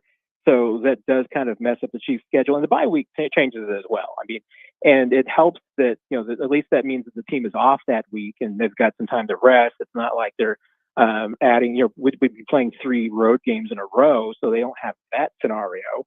But it will, to me, be really interesting to see what does happen that first weekend of November, or the second weekend, that 9th and 10th of November, because Kansas plays Iowa State on the 9th, and then the Chiefs and the Broncos play the next day. That's going to be interesting to me because, I mean, if you're old enough to remember, that was a complaint that Carl Peterson had in the day, that when the Wizards were playing soccer at Arrowhead, that it tore up the turf, and they played too close to some Chiefs games and everything. This is going to be less than 24 hours. And Travis Hogan and his crew have turned it around before, the groundskeeper for Arrowhead. They've done it before with some college games, but this, I think, is going to be a pretty tough one. Matt, anything new on Rashee Rice? Really not. It's been pretty quiet, so no new developments there. Obviously, there haven't been any charges in the case. It's still very unusual as far as just the pace of this and the investigation. Well, we'll see what happens, but at this point, I think you'd probably say that the no news is good news for Rashee Rice, but it still looks like it's going to be a complicated situation. Do you think, even if Rashee Rice misses an extended period of time, so if you take him out of the room for however long that is, 6 weeks, 8 weeks, whatever, do you think that this wide receiver room is still measurably better than it was a season ago? I don't think there's any doubt about that. I mean, you're just talking about the top of the list right there. I mean, remember at the beginning of the season, Rashee Rice wasn't really Rashee Rice. I mean, he kind of grew into that role throughout the season, and the receiver group struggled from the very beginning. I mean, I think Marquise Brown, Hollywood Brown, is an absolute upgrade over anybody that they had in that room last year. Xavier Worthy, what's his comp to last year? I mean, I think he's an upgrade over anybody that they had in that room last year. I mean, Justin Watson arguably could have been your second best receiver last year. And right now you'd say he might be your third or fourth at best.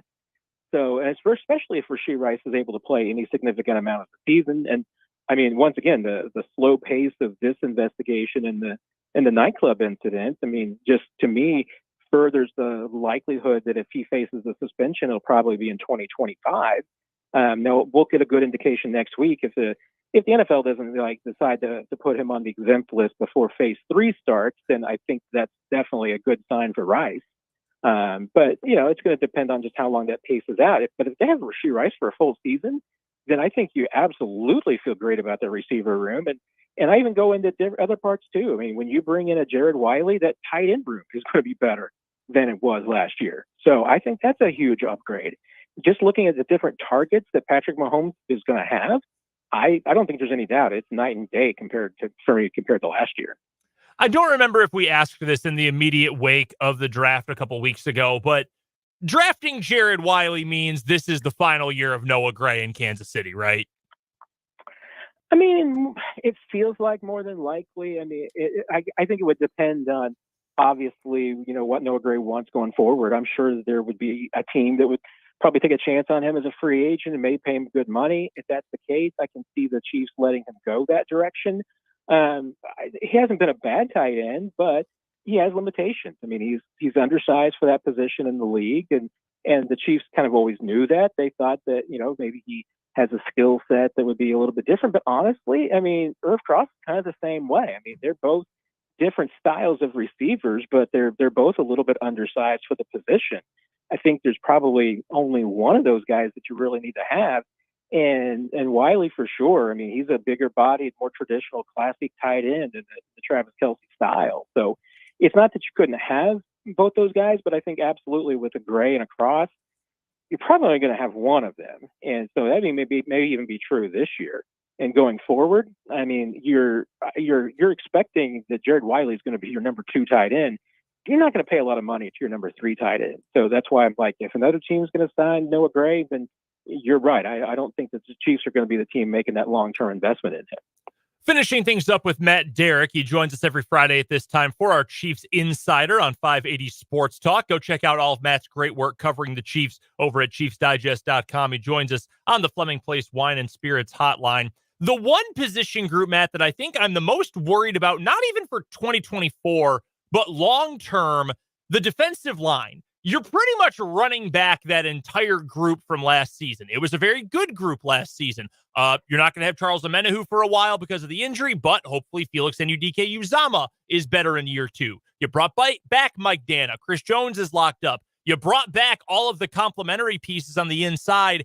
But outside of Chris Jones and George Karlaftis and throw in the fact that you've got Dana now for the next couple of years, you've got no long-term depth on the inside. All of those guys, Noddy and Wharton and Pennell, all these guys are just there on a one-year deal. Does it feel a little bit like the Chiefs are playing with fire to not have anyone other than Jones locked up long-term on the interior? Yes and no. I mean, I have the same concern about this year with the defensive line because there is so much continuity, and that can be a double-edged sword. It's certainly great to have people understand your scheme and, fit in and have a role. But at the same time, I mean, most NFL teams have turnover every year because you want to get younger. You need young guys and fresh blood to come in to push guys. And, and not everybody ages in the NFL. I mean, the Chiefs are going to have an older group this year on the defensive line. And, yeah, you've got young guys like Karlaftis that can balance it out. But, you got to be – I mean, even with the new deal for Chris Jones, you got to be worried about his age and when he's going to start seeing a decline and being ready for that going forward. And let's face it, I mean, the Chiefs don't have a Chris Jones replacement.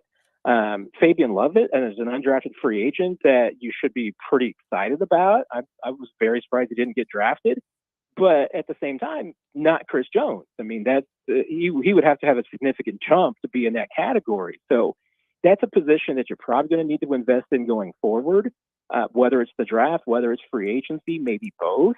And with with Omenihu being missing in the first part of the season, you're kind of going to be playing with fire a little bit as far as your defensive end depth because, yeah, you're hoping that Anudike-Uzomah is going to be in there to be kind of a rotational piece. But after that, you're kind of missing that depth. So I'm intrigued to see what they're going to do. If they're going to bring in I think they could possibly bring in a veteran at that defensive line end position just to have some competition. They might continue to scour the waiver wires and other rosters for trades, even if they think that maybe there's a defensive tackle out there that would fit with what they do to help them out.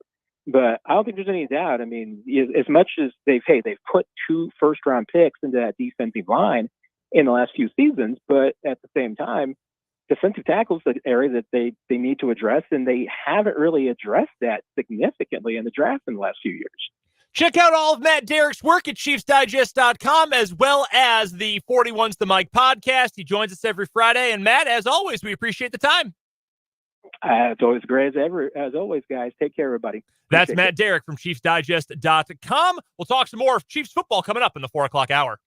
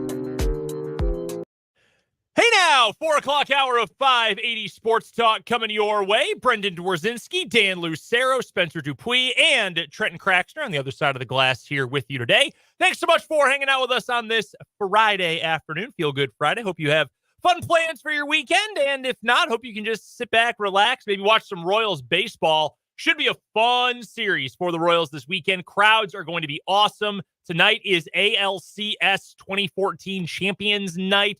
By the way, if you are going to the game, if you are going to Royals A's today, the Royals have suggested being in your seat by 5:45 for the 2014 AL Champions ceremony that they're going to do on the field before the game. Hour before first pitch. Yeah, we're going to parade everyone out.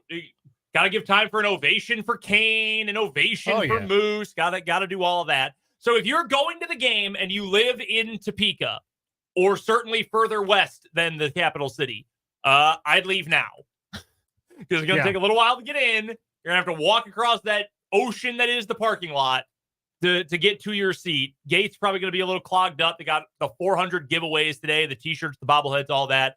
I would leave about now. Yeah, and we'll keep you company on your drive. Yeah, you can hear us all the way to the K. Yeah. So get there while the getting's good. If you want to make sure you have a chance to see all your old favorites, get your bobblehead, all that good stuff. Yeah. So that's coming up tonight. We'll of course have coverage of the game right here on 580 WIBW. We will have a preview of the whole rest of the weekend coming up for you in the 5 o'clock hour. Cole Reagans, Seth Lugo, Brady Singer. Got your top three going Friday, Saturday, Sunday, and hoping for good luck for the Royals with that crew taking the bump this weekend. You'll be able to hear all that action all weekend long here on 580 WIBW. This hour on the program, we'll talk a little Pro Football Focus off-season grades. They handed out letter grades. I was going to say A through F, but that's not exactly accurate for their grading. We're going to get to that coming up here momentarily, what they had to say about the Chiefs off-season so far. We'll find our weekly winner in What Is Wrong With You, and Tim Fitzgerald is going to join us for the Wildcat Wrap-up on the Fleming Place Wine and Spirits Hotline. Normally it fits on Wednesdays, but we've had to do a few Fridays recently because, well, the Royals have decided to eat up our Wednesday afternoons. But what sounds like a better introduction to the weekend than hanging out with Tim Fitzgerald? Fridays with Fitz, baby. That's it coming works up. out because it's the Wildcat Wrap-up. Wrapping up the week. And with all the news from yesterday, it's actually perfect timing. Yeah, no kidding. If all that stuff had broken the day after we talked to Fitz, that'd kind of been annoying. Have to wait a whole week to talk to him? Would have been very annoying, in fact. So we'll talk to Fitz a little bit later on this hour. You are welcome to send us your thoughts on anything we're talking about on the Top City Metal Supply text line, 785-272-9429. And, of course, on YouTube. Head over to YouTube, search 580 Sports Talk, subscribe to our channel, and then you can also hang out with us in the comment section. Let us know your thoughts on what we're talking about today. Speaking of thoughts, I want to get your thoughts on what Mark just said. Can I call you guys the three amigos, Dan, Brendan, and Spencer? If so, which one of you is Steve Martin? Let me. I'm the funny one. All right. That's fine. You can be Steve Martin. I had it written out on the comment that I was going to write back. Dan might be the Steve Martin. Yeah, you can call me whatever you want. Nickname, short name, BD, B. You can call me whatever you want. Just don't call me late for dinner. Am I right? Heyo. See, I'm the funny one. You can hang out with us, join the conversation again on the 580 Sports Talk YouTube channel. Before we get going with some Chiefs football and some NFL chatter in this PFF piece, we do have some news from our co-host, Dan Lucero. Dan, you had an announcement for us. Yeah. So the last time I disappeared from the airwaves for an extended period of time, it ended up being a really long time, and I wasn't aware of that at the time. And I just didn't show up on the show one day, and then you didn't hear from me for like 2 years. And that was kind of a bummer because I didn't get to say goodbye to people. I didn't get to do all of that. So I always thought that the next time I had to leave the airwaves for an extended period of time, you would know ahead of time and you would know exactly why. So with that in mind, I wanted to let everybody know that I will be taking a leave of absence here in the near-term future. And the reason that I do not have dates for you as to when I will not be on the air is because it is not up to me. It is up to my son, because my wife is pregnant, 37 and a half weeks. And we are having a little boy. We are expecting one early June. And that's coming right around the corner. But again, we're kind of on his time right now, more than anybody else's. So June 4th is the due date, but could be earlier, could be later.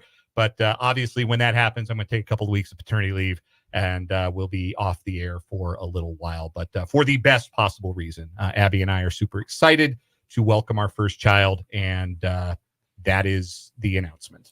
Well, we are extremely, extremely happy for you guys, excited for you, and happy for Abby as well, too. Yes, we'll hold down the fort while you're gone. Thankfully, this is, like you said, all for very good reasons. Yes, the best possible reason to miss time, no question. And once it starts, we will have a known date when we will hear from you again. Yes, which is very good. Yes. 100%. And excited that I'm leaving you guys in a spot where you can talk about a good Royals team. Like, man, we'd be on the struggle bus if the Royals were on the struggle bus.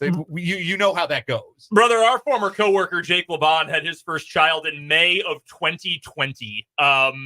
There were not only bad Royals, there were no Royals. There's no nothing. So no, y'all did us a big time favor. Yes, we scheduled out nice. It works out good for my wife as a teacher. So with their school year about to come to an end, hoping that he stays in the womb for at least a few more days, round the corner on this week, and then after next week, anytime he wants to arrive, we're super excited to meet him. So no, we're very happy for you, very excited, and we will do our best to hold down the fort while you're off on leave here in a few weeks. It's been a weird thing to keep secret. I felt bet. Personally it was necessary, but like we talk about what's going on in our lives, and we've been friends long enough, and I'm not just talking to you and Brendan and you, Spencer, but I'm talking to you, the listener, when I say, we've been friends long enough that, we don't keep a lot from each other, but this is one of those things that's a little sensitive, and you want to make sure things are going well before you break that kind of news. So, the people who have needed to know have known for a long time, but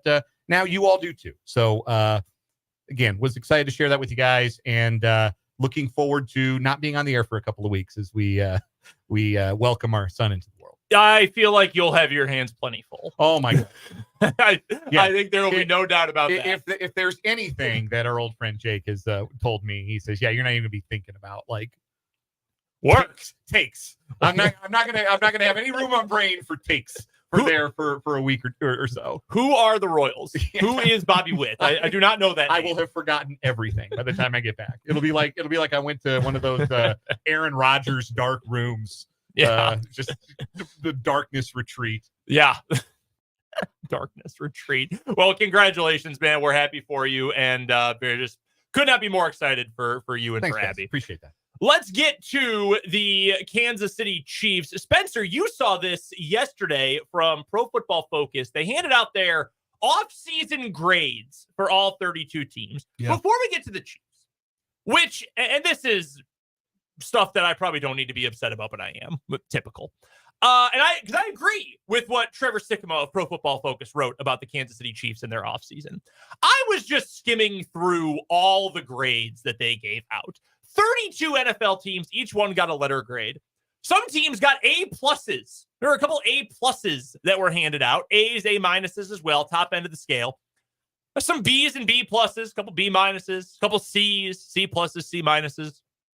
That was the lowest grade that was given out. Guys, there are 32 NFL teams. It is not possible that every single team had an average or better offseason. That's not how the NFL works. That's not how salary cap leagues work. It is impossible that you had everyone be average or better. This is not how it works. Somebody got an F. Somebody, even if you're wrong about who it is, you have to give somebody an F or a D. You can't just say, yep, everything great. The bad grades are still average. No, not how this works. It appears he wasn't grading on a scale per se. He was just grading each team separately. And he wasn't saying as an NFL offseason, we have the best team that had the best offseason versus the team that had the worst offseason. But don't you okay? But he should. Like, if you look at Jacksonville here. Jacksonville gets a C+. I think Jacksonville has overall had a not very good offseason, to be honest with you. The Cowboys given a C+. Who thinks the Cowboys have had a good offseason? Not I. Apparently, Trevor Sikkema of Pro Football Focus is the only one who thinks they have been slightly above average. No! Stick to the takes. This is like trying to protect his access or something. Hey, I'm afraid to give somebody a D. Yeah. Otherwise, their general manager won't talk to me next time. Brother, you are a blogger. Stick to the takes. As a veteran of the blog game and of being a professional takesman, you got to stick with it. Confidence. Do the less miles. Say it with your chest. The other thing I'm really shocked about, not a better grade for the Giants given Pro Football Focus's longtime fascination with Drew Lock. Yeah, that's true. They gave him a B+. They love the Lock man. I'm also not a fan of the way they phrase things for the Chiefs. As a guy that's in the NFL, you should know that they didn't sign Travis Kelce to an extension. Yeah, that's objectively incorrect, as we have since been told. So let's get to what he had to say about the Chiefs. Gave the Chiefs an A grade. I actually agree with this. If you wanted to argue, maybe you're not as high, you'd say like A-, B+, fine. I'd listen to that. But overall, I think it's been a good offseason. He writes, the Chiefs didn't lose Chris Jones and signed Travis Kelce to an extension, citation needed. These are two huge offseason wins. Kansas City also brought in Marquise Brown to up their vertical passing efficiency. They've traded away L'Jarius Sneed, which hurts, but they have some young cornerback depth to mitigate that. They also lost Willie Gay. I loved the Chiefs draft as they were able to select players in rounds 1 through 5 who can be starters or contributors. Despite some of the losses, I think Kansas City came out on top this offseason. I do agree with that final line there. Losing L'Jarius Sneed hurts. That is a legitimate demerit against the team. That is going to be difficult to replace, whether it is Josh Williams, whether it is Jalen Watson, whoever ends up taking over CB2. Those are very big shoes to fill. But your two biggest needs, what do we talk about right after the season ended? Well, not the Travis Kelce thing, but we figured he'd either be extended or get, some more cash. That was going to be taken care of. He's never going to play anywhere else. Get Chris Jones done. Lock him up. It was figure out what to do with Chris Jones, then figure out L'Jarius Sneed. They did it in that order. It all got taken care of. That is a big win. You added a vertical threat to the offense. Then you went and added another vertical threat to the offense. I also think the Chiefs had a very solid draft overall. So again, if you are more, it was pretty good, not great, but pretty good, and I don't know how you could think it was anything less than pretty good, sure, I'll listen to that argument. But the Chiefs deserve to be one of the 9 teams that got A grades in this exercise, but I'm in full agreement. I don't know how you couldn't say they came out on top. Yeah, I guess if you want to point to the loss of L'Jarius Sneed and say that this is not something that the Chiefs went out and addressed by adding a player of Sneed's caliber and say that there might be a step back in production in the secondary because you lost a player who played at that level last year and all the replacements are in-house. And maybe the expectation is or should not be that you will have the same level of play from that position on the field as you got last year. Like, I understand if you want to say that, but I think that's the nature of a salary cap league, right? Like every team is going to lose players in the offseason that you have to replace in-house. You have to make those decisions. And for the Chiefs, they made that decision based upon their ability to have developed a L'Jarius Sneed in the first place. So the thought process behind how the Chiefs approach their offseason, pretty sound. Like you said, you brought back Chris Jones. That was a very rare player in this league, the interior pass rush monster, and you kept your guy. And you kept him at a price that meant you did not blow up your salary cap.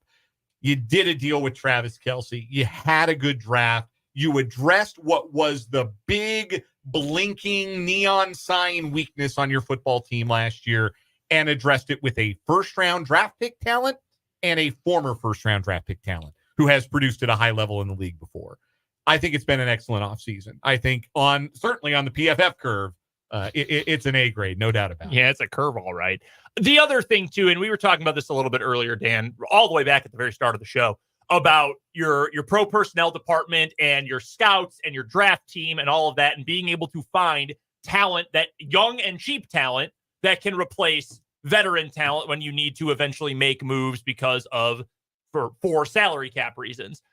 I think the L'Jarius Sneed loss hurts, obviously, But Jalen Watson, this past season, only played 43% of the snaps because L'Jarius Sneed was on the field all the time. He was healthy and awesome. Played 56% of the snaps in 2022, and he's started 8 games and played in 32 over the last 2 years. Joshua Williams has played in 33 games over the last 2 years, has 6 starts to his credit, 38% of the snaps in 22, 31% last year. These are guys who have made an impact before. And maybe I'm not as glowingly high on Joshua Williams as Kay Adams was from that clip we heard back in the 2 o'clock hour, but he can step up. Watson can step up. We know they like Najee Johnson. We know they continue to add draft picks who they think can be contributors in the secondary. We know they play a ton of safeties already. They've added to the safety room. It's been an overwhelmingly positive offseason, I think, overall for the Chiefs. Your other teams who got A grades from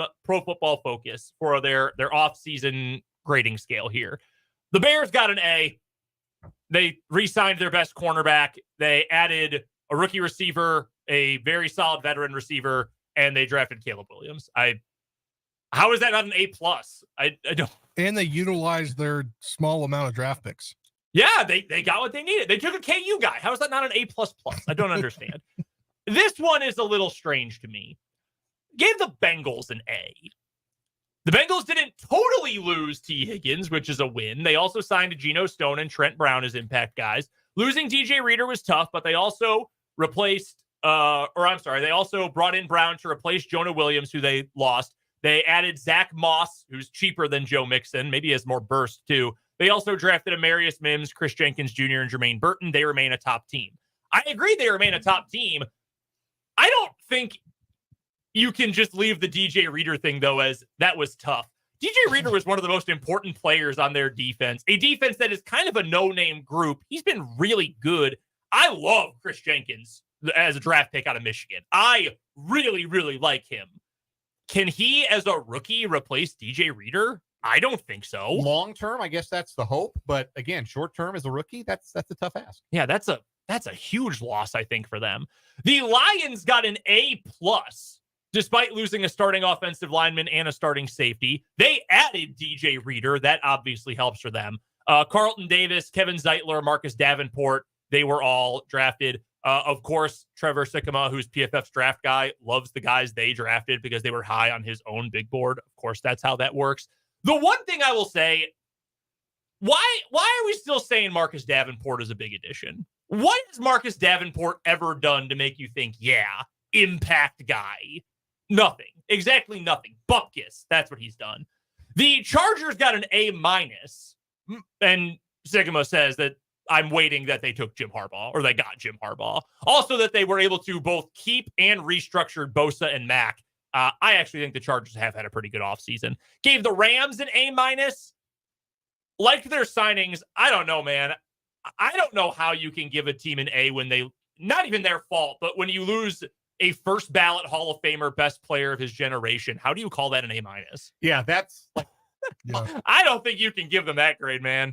It's one thing to lose a L'Jarius Sneed and not get dinged for it too harshly because you've shown the ability to develop players, and L'Jarius Sneed is like exhibit A. If you can take a middle round guy, a 4th round pick, and turn him into an all-pro or an all-pro caliber player and spin him into a 3rd round pick, and you got a bunch of other 4th, 5th, 6th round guys on the roster who have shown promise, and recreating L'Jarius Sneed in the aggregate, like that old Moneyball joke, right? Mm-hmm.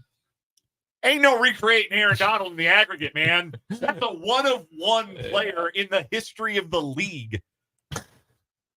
Yeah, I probably wouldn't have graded the Rams that highly. Real quick, the other positive grades, the Eagles got an A, losing Kevin Byard and DeAndre Swift, but they did add Saquon Barkley to replace Swift. They also went out and got C.J. Gardner-Johnson. Their draft was really solid overall as well.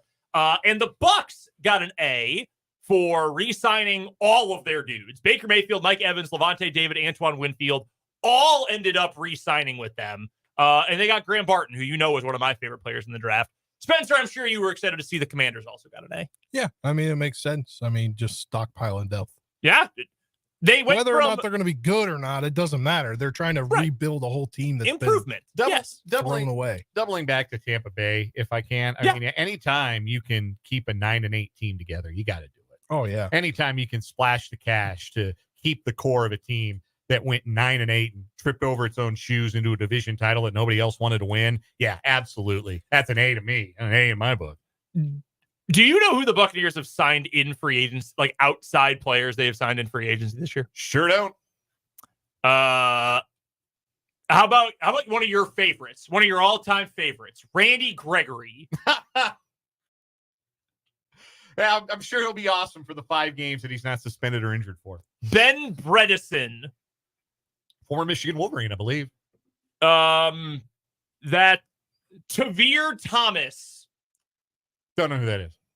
Yeah, like that's what we're talking about here. They've done nothing but just keep the guys from last year. And look, the players they gave money to are all good players, and also Baker Mayfield. Like I'm not. Oh man, I'm not saying that like they gave money to a bunch of lousy players. Not like they gave $100 million to Robert Hunt, right? Like they made good decisions to keep their guys long term, but also that's all they did was keep a 9-8 team together.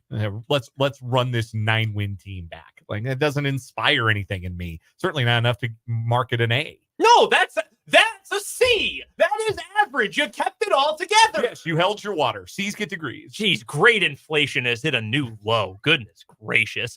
Coming up next here on 580 Sports Talk, we'll finish this week in What Is Wrong With You. Then we'll talk to Tim Fitzgerald coming up on 580 WIBW.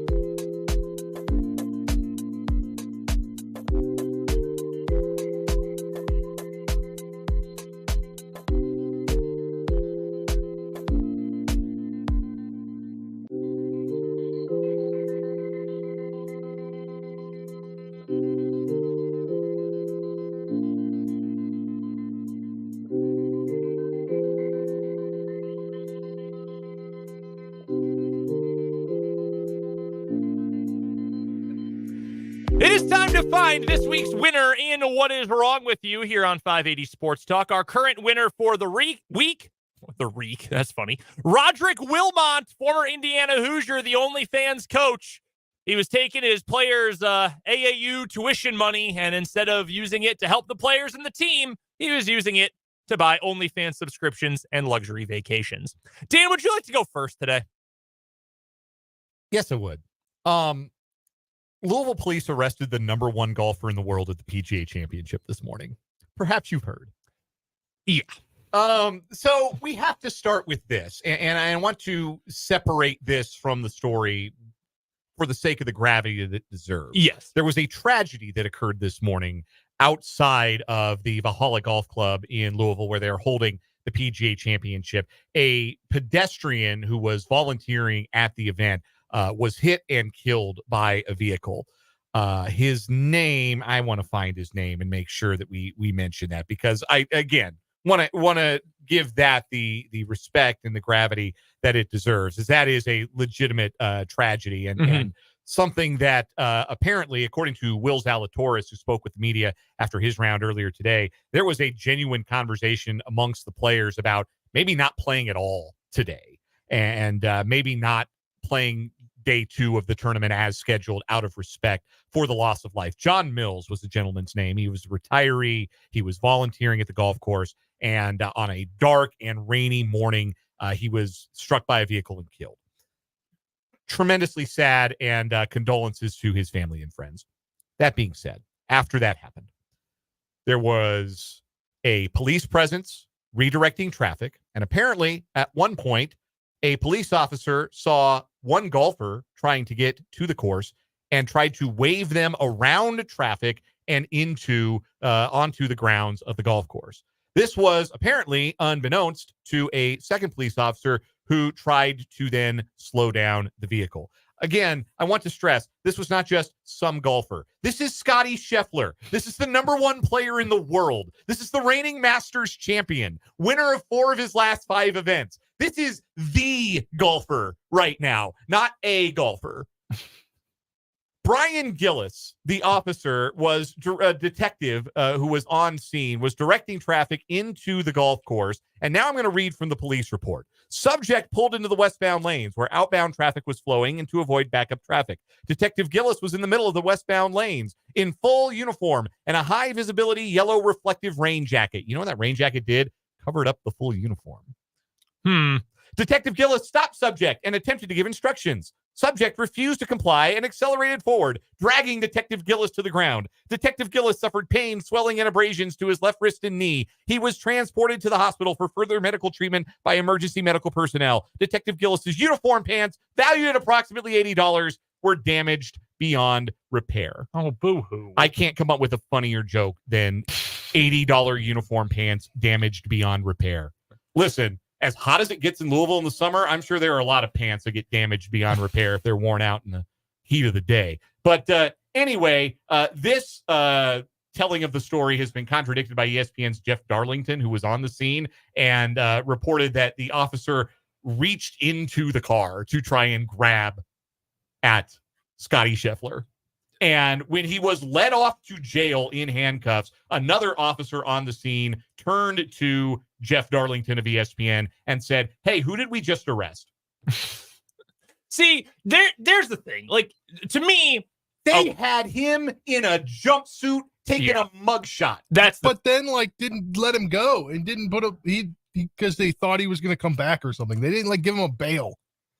He didn't see a judge. What I think, if you're saying, "Hey, dude, you're not listening," even if you cuff him off to the side, we're gonna deal with you over here.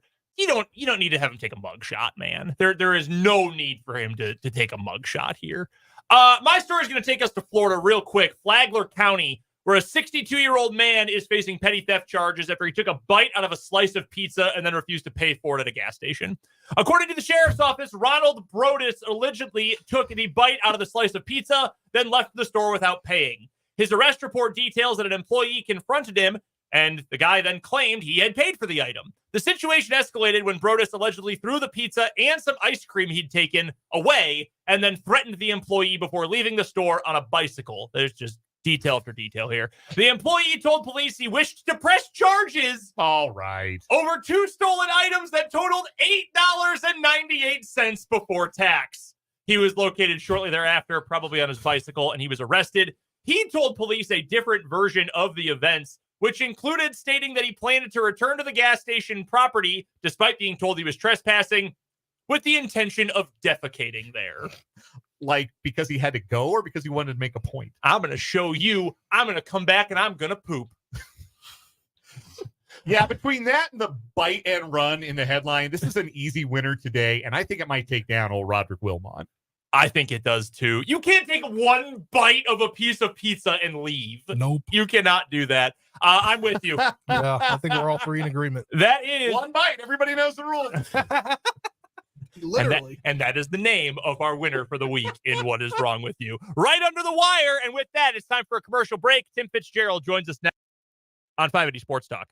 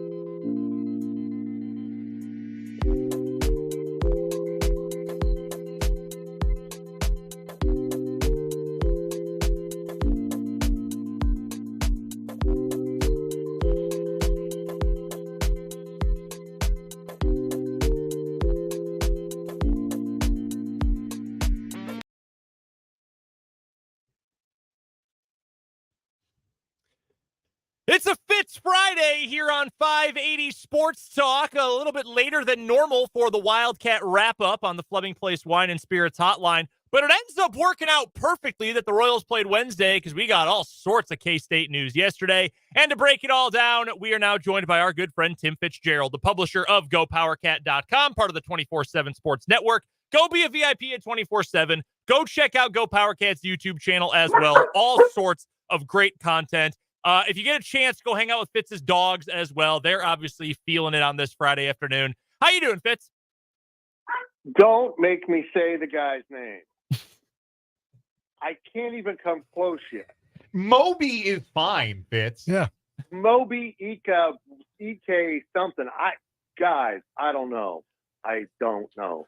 What happened to them signing players named Jones? I believe E.K. Garuka. E.K. Garuka. Yes, I have it spelled out phonetically in our show notes, in fact. Okay, well, So I can't spell phonetically, but it sure does help. Well, Fitz, we appreciate you being flexible with the schedule with us this week. Tons of news for both K-State basketball and football this week. But let's start on the hardwood. We have been assuming on this program that K-State's biggest need, it had to be a true big man. They were just missing a 5, assuming that K-State was going to run its offense and defense a lot like they have the last couple of years. Then they went out and they landed Achor from Samford, who is a bouncy four-man who can shoot, he can dunk, he can block shots. And suddenly we thought, oh, shoot, maybe Jerome Tang threw a curveball at us. Maybe he is streets ahead here. What do you think of the addition of Achor? He's pretty darn good. Yeah. Anyone who watched him play against Kansas in the first round of the tournament can see that. You know, he's one of those guys that offensively he's a 4. Defensively, he can help you out in the middle. So this brings up an interesting question. Maybe they're just building a team that defensively can, you know, kind of put it together, piece it together in terms of you got to cover the 5, you got to cover the 4. But on the other end, it really is going to be a 5 out, and it's going to get very difficult for teams to match up with K-State on that end of the floor. We'll see. I know they're still shopping for a true center that, you know, can guard that big guy. They need someone that, if you run into that 7-footer in the Elite 8 like they did 2 years ago, you got to have someone that can handle that. And but they've got 2 to go, and I'm told Arthur Kaluma's on the clock, but they're not necessarily saving a scholarship for him. So he does have a good chance of coming back to K-State, but has not made up his mind yet. And if they fulfill those scholarships, well, he's not coming back.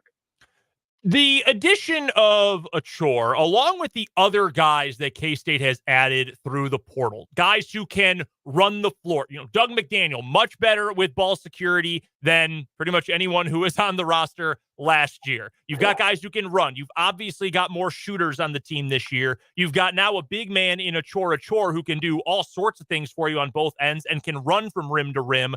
It feels to me, Fitz, like this is going to be a much more fun brand of K-State basketball this coming year. Do you feel the same way? Well, take a look at that roster. They have two true point guards on that team. Doug McDaniel is 5'11". David Castillo, the freshman, 6'2", and everyone else is 6'4" and above. I mean, that's kind of what they're thinking now. We're going to have a point, and we're going to have some dudes. We're going to be long and athletic at every other spot, and they weren't last year. And honestly, they made a mistake, and I think they've recognized it. They had, you know, 2 short guards, and, you know, that you've just got to be 6'4" or taller in this conference if you're going to be off the ball. And that's something they're putting in application, and I think they're going to be a really fun team to watch. They're going to get up and down, and they're going to be long and bouncy. Our guest is Tim Fitzgerald, publisher of GoPowerCat.com, joining us on a Friday. Typically joins us on a Wednesday on the Fleming Place Wine and Spirits Hotline for the Wildcat Wrap-up. You can find Fitz and the GoPowerCat.com's staff's work as part of the 24/7 Sports Network. You can check out Fitz on Twitter at Life of Fitz. Regarding Chimaobi Ike Garuka, the junior college transfer from Ellsworth Community College, who has 3 years of eligibility remaining, this is obviously a very raw talent. You would call him, if this were baseball, very toolsy. He's got a lot of physical, athletic tools that may need some time to mold into production. Is this a piece with the roster building being in part to look to improve right away, but also to try and continue to have guys who you can lay a foundation with, who can be around for multiple years and help you build a culture? Yeah, you nailed it. You've noticed them start doing that, adding younger players, sophomores to the roster. He is one. He's a raw freak athlete, and he hasn't played basketball real long, and Ellsworth's at the D2 JUCO level. So that's a step down from what most of Kansas is.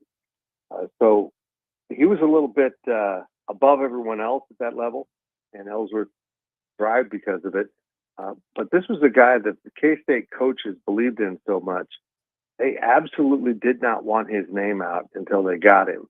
There was a few other schools that were in on him, no power schools. East Carolina was probably the next biggest school, and they kept it under wraps until they got him. They feel like he's going to be a real steal.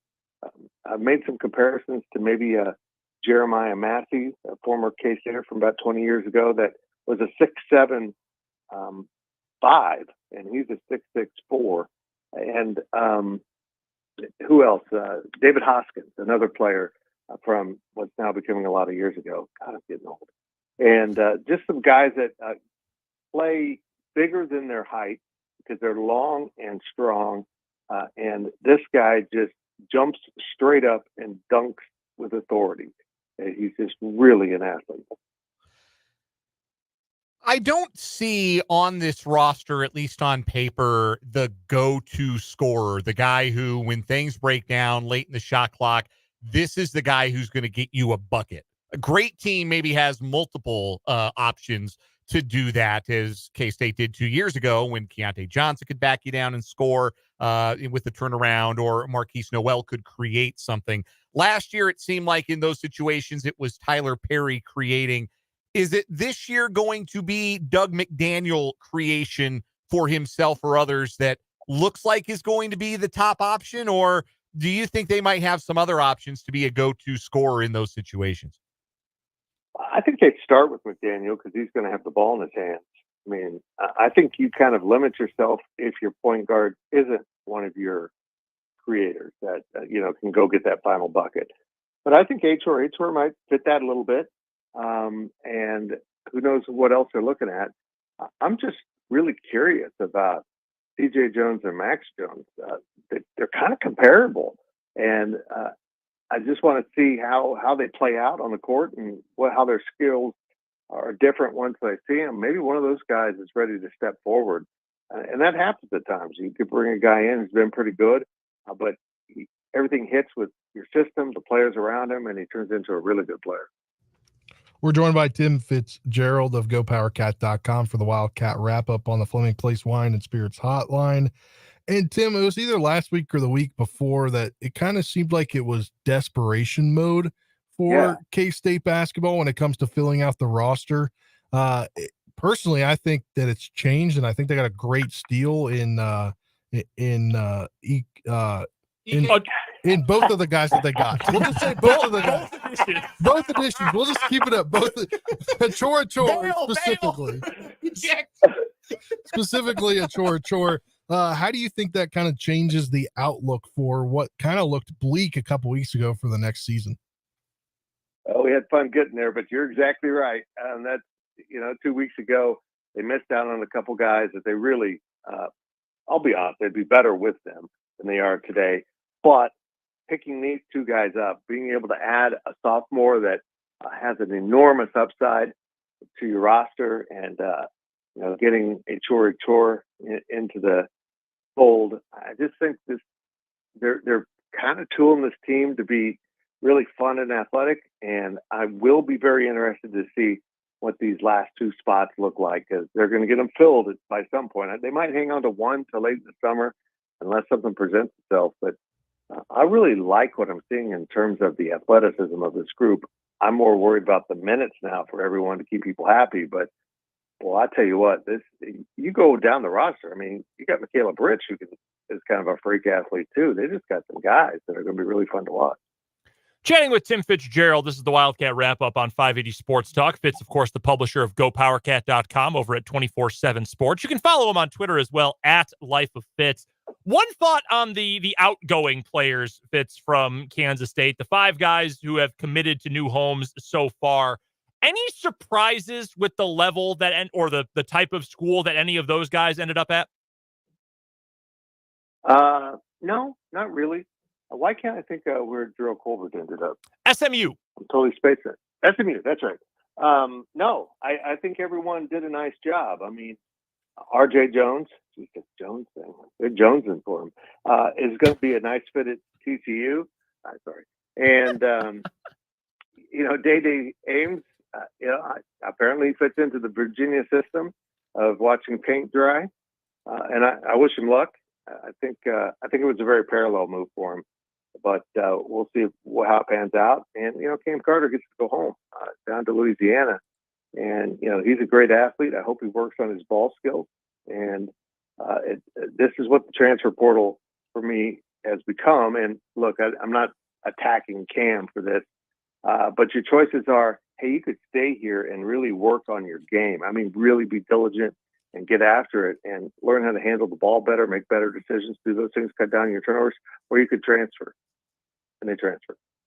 That's my disappointment. It seems like instead of getting better, I'm just going to go somewhere else. They'll appreciate what I do well.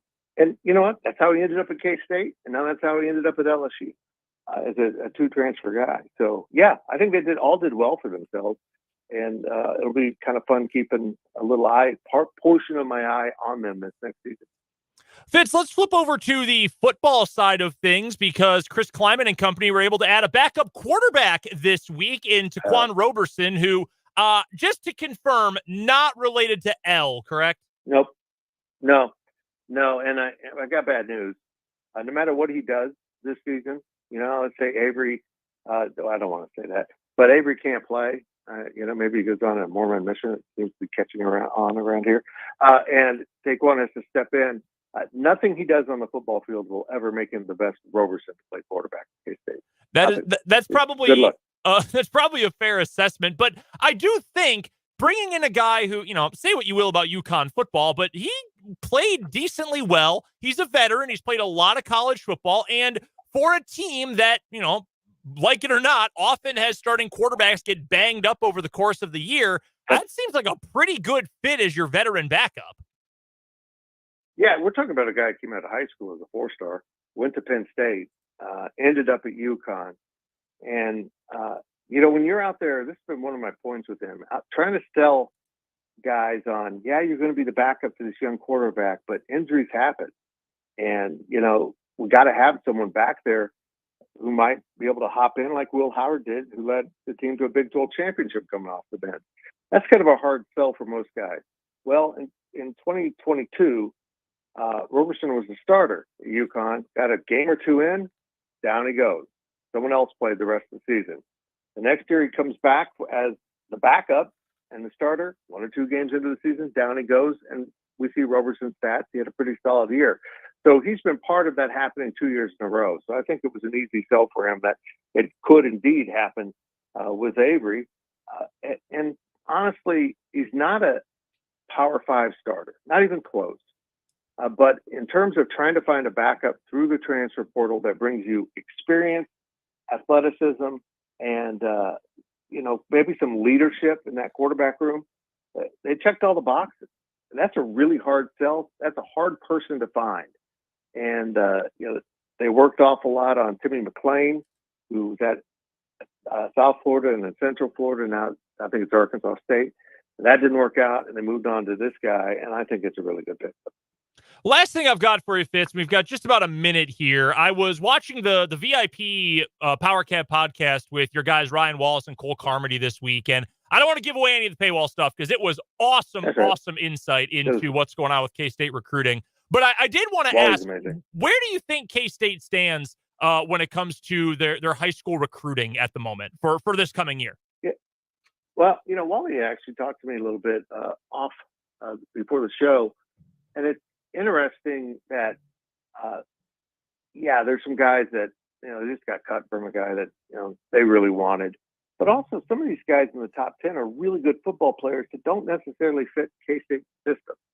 And they're kind of, if you watch them as they develop this roster and begin to understand how they want to construct a team in the Big 12, they've got certain needs. They have it like linebacker and tight end and those things. And, the linemen have to be mobile and able to pull and do those things. So it's a really good year in the state, but I don't think it's going to be anything like 2 years ago when they brought in all that talent from the state. I think they're going to, maybe get 1 or 2 guys out of that group simply because now more teams are coming in to Kansas. We see Oregon back here again for another round of it. And that's making it a little more difficult, but I do think that they know what they want, and they're in on the guys, most of them, that they actually want on the roster, which isn't a shot at any kids. It's just about how you fit into the system. Make sure, for all the best coverage of K-State, you go check out GoPowerCat.com over at 24/7. Subscribe to them on YouTube. Go follow Tim Fitzgerald as well on Twitter at Life of Fitz. Normally joins us Wednesdays, but was kind enough to join us on Friday this week. As always, Fitz, we appreciate it. Enjoy the weekend. Thanks. I didn't know what day it was. So I appreciate that. That is the great Tim Fitzgerald from GoPowerCat.com. We've got 1 hour left of 580 Sports Talk, and it's coming up after the news.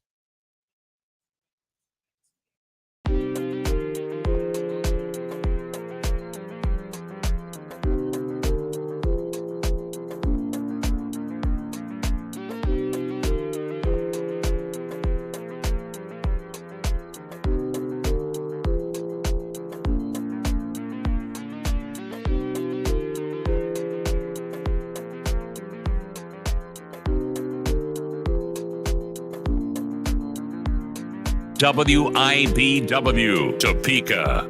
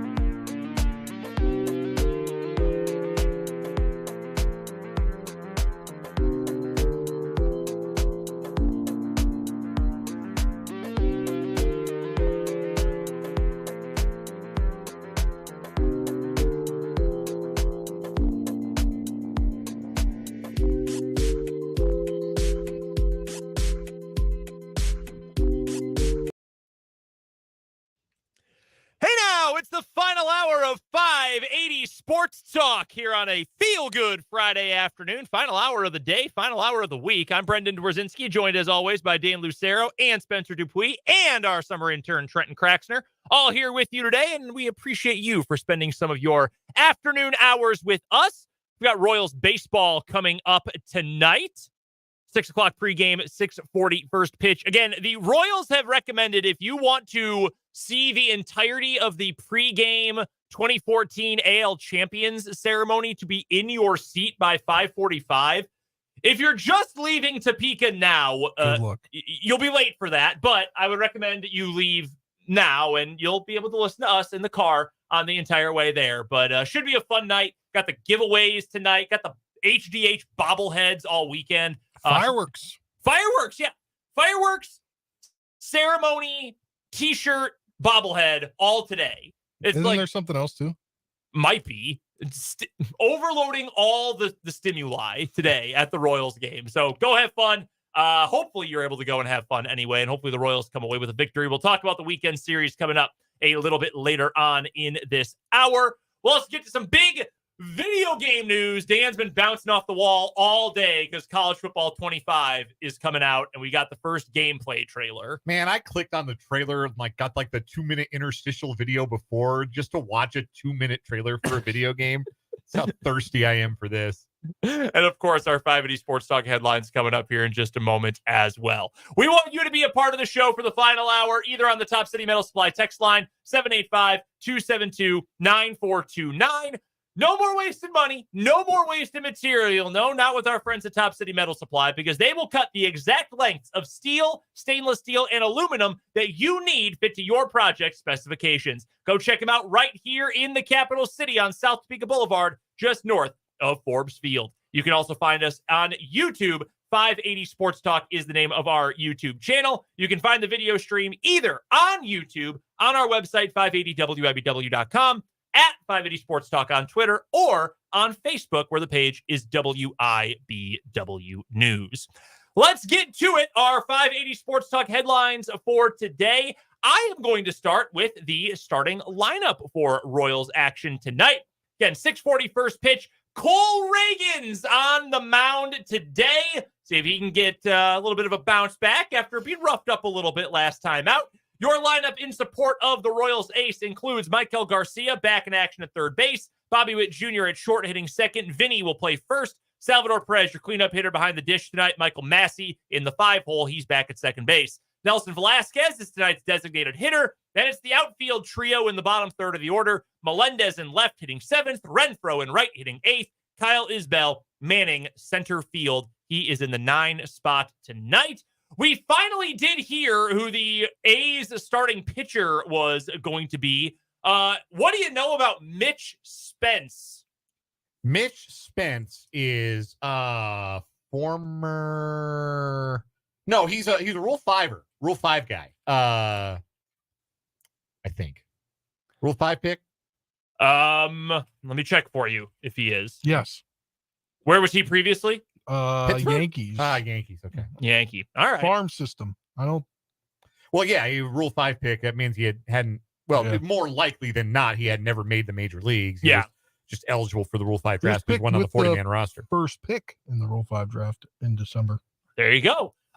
So far this year, 11 appearances, no starts, has finished 2 games, 25 and a third innings pitched, has allowed 12 earned runs. That's an ERA of 4.26, 2 home runs, 7 walks, 22 strikeouts. So he's got some stuff. He's not qualified for all of the baseball savant numbers, but so is he gets a lot of swing and miss. Is he in and out of the 5-man?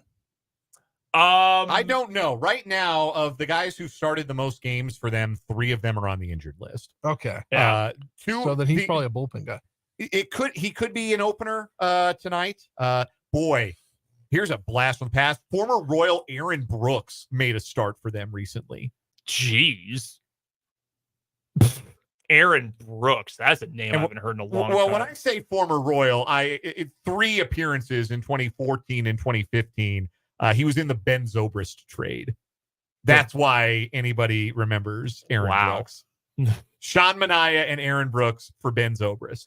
The other guy from the Ben Zobrist, Sean Manaea trade. Sean Manaea and Aaron Brooks for a ring. Fair deal. Yeah, I'll take it.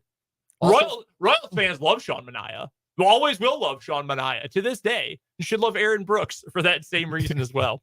So that, again, is your Royals pitching matchup. It will be Mitch Spence for the A's against Cole Reagans for the Royals. Gave you the starting lineup. First pitch at 6:40, and you'll be able to hear pregame, postgame, and the game itself right here on your home for Royals baseball, 580 WIBW. we have some breaking Chiefs news. Oh. And once again, it's the police blotter. Oh, no. From Aaron Ladd of KSHB in Kansas City. Chiefs Wanye Morris and Chukwuemeka Godric were arrested and charged with marijuana possession Friday in Johnson County, Kansas. The pair have been released. Okay. Released by the team or released from Released from custody? We assume released from Well, custody. yeah, I guess that's true. Like, they're not gonna. Okay, so marijuana is legal on one side of the Kansas City metro area and not legal on the other side. And I assume this is not the first time that this has happened. That maybe somebody procured in Missouri and got arrested for it in Kansas. I'm sure that's happened a lot. But it happened to 2 Chiefs players today.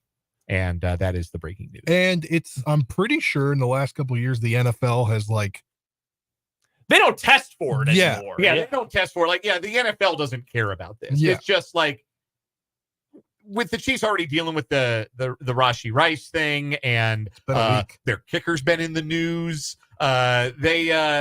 Worthy's car got stolen. Yeah, they kind of like to avoid the headlines. I would imagine, but like again, this is not the place or time to litigate the should marijuana be legal debate.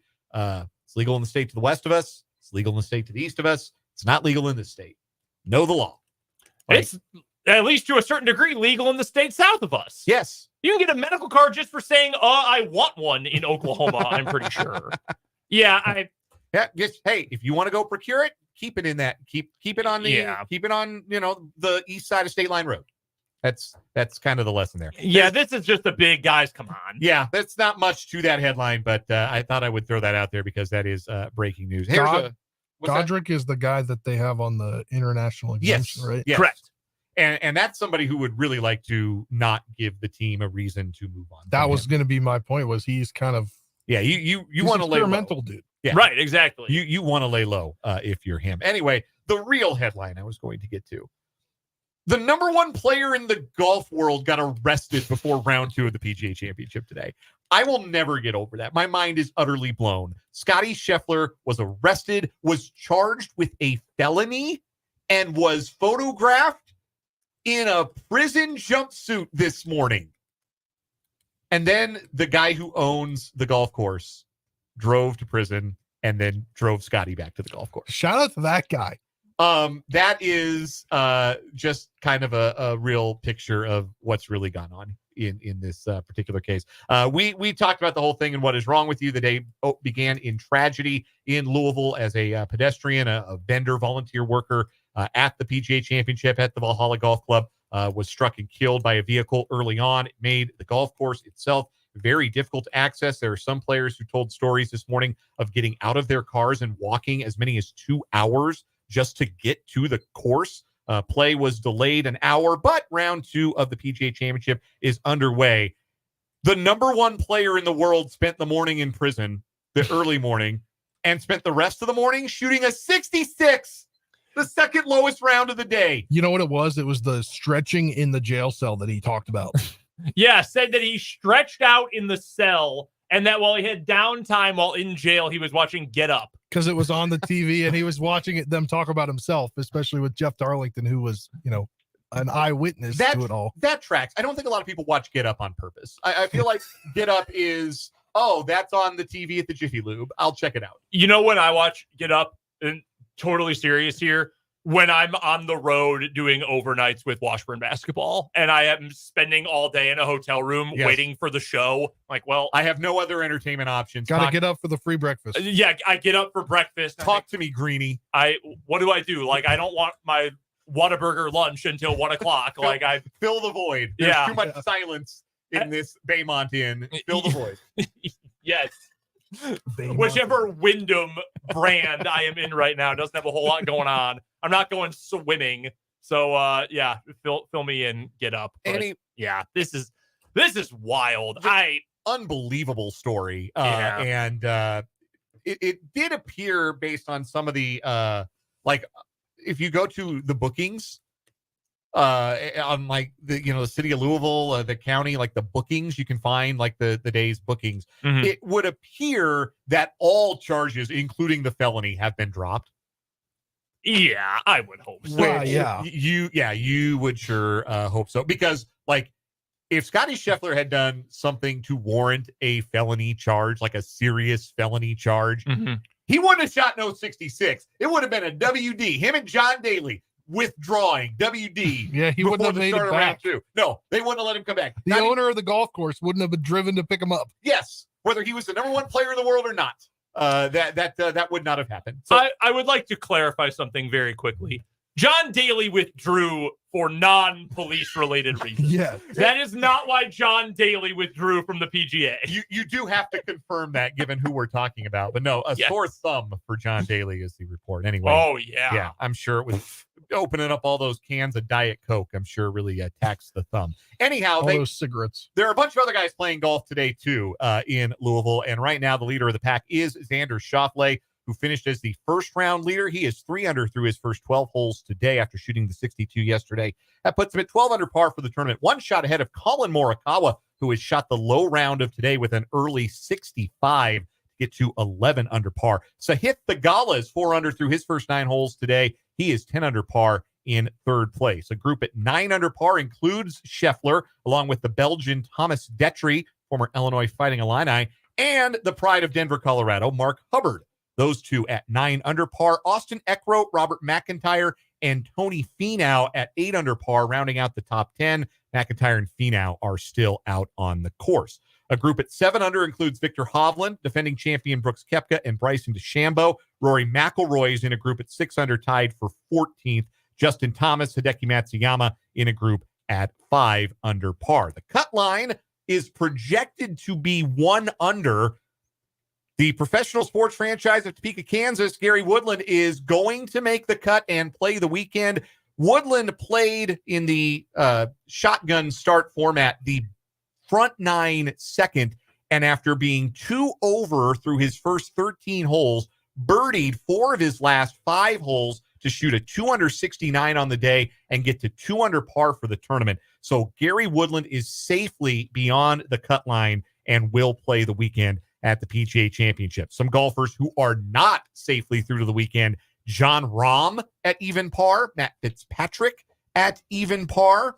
Tiger Woods has had a miserable day today, started 7 over through his first 4 holes. He is 8 over par for the tournament.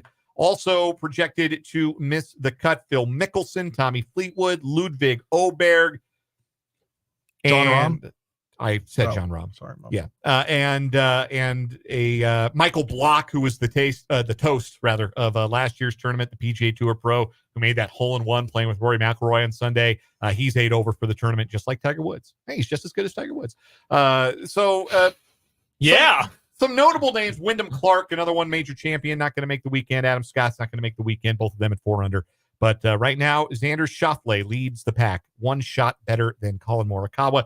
3 shots better than Scotty Scheffler, who I believe is still the Vegas favorite to win the tournament. As he rightly should be. Epic. If he wins this golf tournament. Epic. He just had a baby, too. Like, he just coming back from that, right? Yeah. Right after the Masters. Yeah. Halfway to the Grand Slam after getting out of the Slammer. I'll tell you what, this is going to make for a fun episode next year in Full Swing. Yeah, you think? Like the week, because Rory McIlroy just got a divorce or filed for divorce. Mm-hmm. So it'll be an interesting time on that episode of Full Swing. It's an awesome leaderboard, even with some of the Houdats like Detry and Hubbard and Eckroat. It's an awesome leaderboard. It's going to be a great weekend in Louisville. And apparently a lot of low scores. Spencer, what's your first headline for us? As I turned my mic off. When I thought I didn't turn it off. We got some new college football rules Yes. that have FBS approved these rules. Yes, so we talked about these the other day a little bit, but yeah, the new rules specifically about unlimited sideline coaches. That's going to be an interesting. How are you going to use them? What's the point of them being on the sideline? So are they going to be better used on the sideline or in the box? Right, and what's how does this separate the haves from the have-nots? Will some of the smaller programs be able to afford it? I don't know. I don't know where I fall on this. I think I probably fall on, if you're not one of the super rich blue blood programs, you're probably not going to benefit a whole lot from this. But by the same token, does that matter a whole lot? Because that's what everything in college football is trending toward at this point. No, I mean, if you're KU, K-State, and you're able to get a couple of your quality control coaches, your analysts on the field a little bit more, and in practice, that probably helps. If you are Florida and you have 80 analysts, well, yeah, you'd probably love to have more guys helping your crappy team practice. But if you're Georgia Southern, this probably isn't going to do anything for you. You know, the other funny part about this, here's your local tie with this story. You know who would have had their violations, their level 3 violations with the NCAA thrown out immediately with these old rules? Kansas. David Beatty. Yes, David Beatty specifically. When his own athletic department tried to sabotage him. Justice for David Beatty. Yeah, sure. Is he still at Florida Atlantic? Great question. I would do a better job keeping up with him if he hadn't blocked me on Twitter like a coward. Face me like a man, Dave. God. Anyway, next up on our 580 Sports Talk headlines, Dan, why don't we get into your favorite segment of the day? Is it time? I think it's time. Let's go ahead and do it. Oh no. There. It's time for the 580 Sports Talk Playoff Roundup. It's Friday for the computers. Sometimes the open is late, but the playoff roundup is always on time. Everybody's favorite segment within a segment on the 580 Sports Talk headlines. In the NBA last night, just one game, and it wasn't much of one. Unless you are 69 years old, you have never seen a team facing elimination win a playoff basketball game by more points than the Minnesota Timberwolves did last night, beating Denver 115-70 to force a Game 7 in that Western Conference semifinal. Game 7 will be Sunday in Denver. Tonight, the Indiana Pacers will try and pull the same trick and win a Game 6 at home to extend their series. They host the New York Knicks. That was pretty ugly yesterday. Yeah. I turned it off with 9 minutes to play in the third quarter, just to give you an idea. But also, the Nuggets in the what I'll term the competitive portion of the game, the part where the starters and usual reserves played, the Nuggets shot 32% from the field and 21% from three. And if that happens again on Sunday, I'll eat a sock. Like, that is like, you want to be careful not to discredit Minnesota. Obviously, they played with a ton more energy and desperation naturally, and they fed off of their home crowd in a way that you would expect them to. But Denver's not missing that many open shots again. Like, that is probably not replicable. It seemed like the strategy for Minnesota last night was double Nikola Jokic, which is not a great strategy usually because it gives other people open shots. And Jokic is really good at finding those other people. And not a damn one of them went in. Not a single one of those open shots found the bottom of the net. No, CB had one at one point. He was wide open. I mean, it looked like they were playing 5-on-4, and he had a wide open shot from the right wing. Clank. It wasn't close. Yeah. It was. And I thought, oh, no, it's over. It was just one of those nights. It's been a very strange series, though. If you told me at the beginning of it, it will be tied at 2 through 4 games. Denver will win Game 5 at home. Minnesota will win Game 6 at home, and there will be a Game 7. I would have said, yeah, that sounds about right. Pretty evenly matched. That sounds about right. If you'd given me no other details other than tied after 4, home teams win Game 5 and 6, I would have said, yeah, that feels like these, I think, are the two best teams with respect to the Boston Celtics. It's only right that they go to Game 7. And Denver has home court, and Denver has an extra day for Jamal Murray to get healthy, which he really needs. And I think that they'll be fine on Sunday, unless they're not. And if they're not, I won't be, just so everybody is aware. I generally am not in the business of saying a lot of nice things about Rudy Gobert, But we didn't talk about the game from Tuesday night because we barely had a show on Wednesday. I did want to say one thing real quick. And yesterday it worked out and Nuggets couldn't make anything and the Timberwolves couldn't miss. After the Nuggets and Jokic particularly looked incredible on Tuesday and just was cooking Rudy the whole game. There was so much talk on Twitter. I was, seeing the reaction to the game and, Rudy sucks, yada, yada, yada, make fun of Rudy. I also like making fun of the big baguette. But I think it is also important to note this. You're right. Rudy Gobert has a very hard time guarding Nikola Jokic, which is so unlike every other player in the NBA who also cannot guard Nikola Jokic. You mean the 3-time MVP is a tough check? Yeah, what? Defensive player of the year, huh? Yeah, he's really good against every other big man he plays, except this guy who is a freak. You're telling me the 3-time MVP? Maybe we should hard to guard. Yeah, maybe we should give him credit and say, "Damn, what a difficult player to match up against." Instead of, look, I understand that the NBA likes to cater its product to people who still have a bedtime from their parents. I understand that, but can we use a little nuance in the conversation? Little bit. People don't like Rudy Gobert, and people have some I don't either. valid or invalid reasons. There are people who don't like Rudy Gobert, but yeah, that was. Game 5 was way more about Jokic. And last night was way more about, Jokic finished with 2 assists. Oh, did he play a bad game? No, nobody could make a thing. No. It was unbelievable. No, the ball would not go in the basket. It happens something. That's why you play a best of 7. Yeah, that's basketball. What did Marquette shoot against North Carolina State in the NCAA tournament? They were 4 of 31 from 3 in that game. Whatever it was. It's something ridiculous. Yeah, sometimes the ball doesn't go in the basket. If it happens twice in a row, find me in a gutter somewhere. Anyway, in the NHL last night, Chris Kreider's third period hat trick led the New York Rangers past the Carolina Hurricanes 5-3 and into the Eastern Conference Finals. The Rangers are the first team to punch their ticket to a conference final in the NHL, winning game 6 of that series after having dropped games 4 and 5. The third time was a charm for the Blue Shirts. In the Western Conference, JT Miller scored the game winner with 33 seconds left. That puts the Canucks of Vancouver in the driver's seat with a 3-2 win and a 3-2 series lead over the Edmonton Oilers. Tonight, closeout opportunities for road teams in games 6 or game 6s, I guess, however you'd like to pluralize that. Florida Panthers are in Boston against the Bruins tonight. The Dallas Stars are in Colorado against the Avalanche. The Avalanche win, there will be 2 Denver Sports Game 7s on Sunday.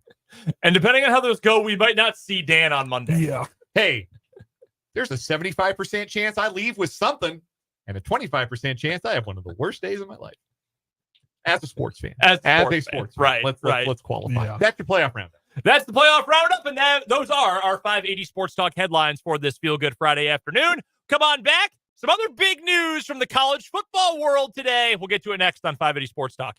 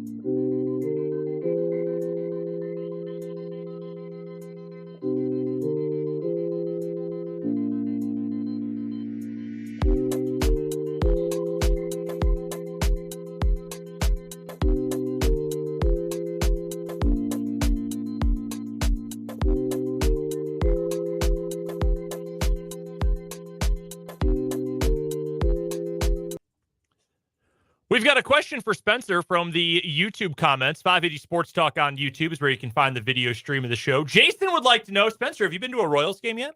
I have not, but planning to go to one this summer. You should. Yeah. It's a fun time. The K is despite what the Royals want you to believe, the K is an awesome park. It's Are we sure place. the concrete's going to hold up? Yeah, is the concrete going to hold up, right? No, it's a fun time. Sit in the outfield. You'll be fine. Yeah. Bring sunscreen. If you wherever you're going to sit, bring sunscreen. Yep. I learned that lesson at a Nationals game when I was 12 or 13. Yeah. I sat in a location where my knees. Yeah, the knees. Yeah, the knees and the shoulders, like here to here. Man, you can't on shower this side for like 3 days. On that side, and then on this side, and then the knees like down to the middle of the femur area or whatever it is. Oh, yuck. Yeah. No, get out to a game. I haven't been out to the K yet. I know for sure I will be there. I think it's July 21st is MIAA day at the K. So I'm very excited for that. I'm going tomorrow. Yes. My wife and I are going tomorrow. I want the Wade Davis bobblehead. I also want the Greg Holland bobblehead, but I can't spare both Saturday and Sunday. So if anybody winds up with a spare Greg Holland bobblehead, holla at your boy. I might be willing to trade one of my Royals bobblehead collection to get a Greg Holland one. If not, there'll be one on eBay on Monday. Yeah, $200 to spend. No, that's why I'm trying to barter with our listeners. Do you have any? What does the collection look like? Well, I'm not. The only one I wouldn't touch is Danny Duffy and his dog. That's a personal favorite. That's a cool. But I've got like the Whit Merrifield hit counter. I've got the bullpen car. I think I've got Jeff Montgomery. I've got Slugger with a flag. That's nice. I've got a few of those. Yeah, Slugger. Yeah, that's the one for the Royals Caravan we went to. Yeah, we both got Slugger. Yeah, got Slugger. Yeah, I willing to barter. Absolutely, 100%. I have two different Whit Merrifield ones. Whit was a very bright spot on some absolutely god-awful baseball teams there for a couple of years, and then pissed off everyone on his way out of town, which was not great. Yeah. Now, if you asked a Royals fan, like, what do you remember about 2021, like back to 2017? Whit, that was before Bobby Witt. What do you mean Whit? two hit Whit, baby. He was stud, man. He had 200 hits twice, or I think it was 200 hits once, but he led the majors in hits twice, if I remember correctly. It's a real shame. Like, he didn't get to be like at his best, like a really good complementary player on a great team. Yeah. Because he came up just after the glory years. Instead, he was the best or second best player on a crappy team. Like, if he had been like the fifth or sixth best player on a good team, you'd still see people wearing his jersey. Oh, yeah. He had 206 hits in 2019. Anyway. Yeah. He led the league in stolen bases twice. Yeah. Led the league in hits twice. Yeah. Royals Hall of Famer, Whit Merrifield, no doubt. You think so? Yeah. I think, no question. I'll tell you this, man. Yeah, they're going to put him in the Royals Hall of Fame. Hell yeah, they are. There's a lot of black ink on that baseball reference page. He led the league in triples one year. The year he had 206 hits. He played the most games of anyone, had the most at-bats, the most hits, and the most triples. He had 41 doubles, 16 dingers that year. He was awesome. Yeah. Damn, 2019 Whit put...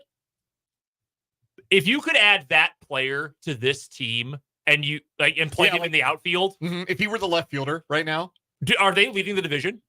By 3 games. Maybe leading all of Major League Baseball. Instead of having to... They might be undefeated. You can leave Isbell out there. That's fine. Have him hit 9th. You can move Michael Garcia down in the order. Have Whit at the top. He did not handle what we'll refer to for brevity's sake as the Toronto incident particularly well. No, on his way in his final year with the club, but in all of the time before that, really good player. And it just his destiny was to have been like a complimentary guy on like the really good Royals teams, and he was just a couple years too late. Yeah, born too late to impact the World Series teams. Born too early to stick around for the next set of good years. Born just in time to play for Mike Matheny. Not the most glorious set of circumstances for a career. The other big news that we didn't get to in headlines from earlier today, we got the first trailer for the new EA Sports college football video game. An actual trailer, not just somebody standing at the Rose Bowl. Yeah, just the little teaser. Yeah. No, we got like actual animation. We got the graphics. We had Welcome to the Jungle in the background. It looks sick.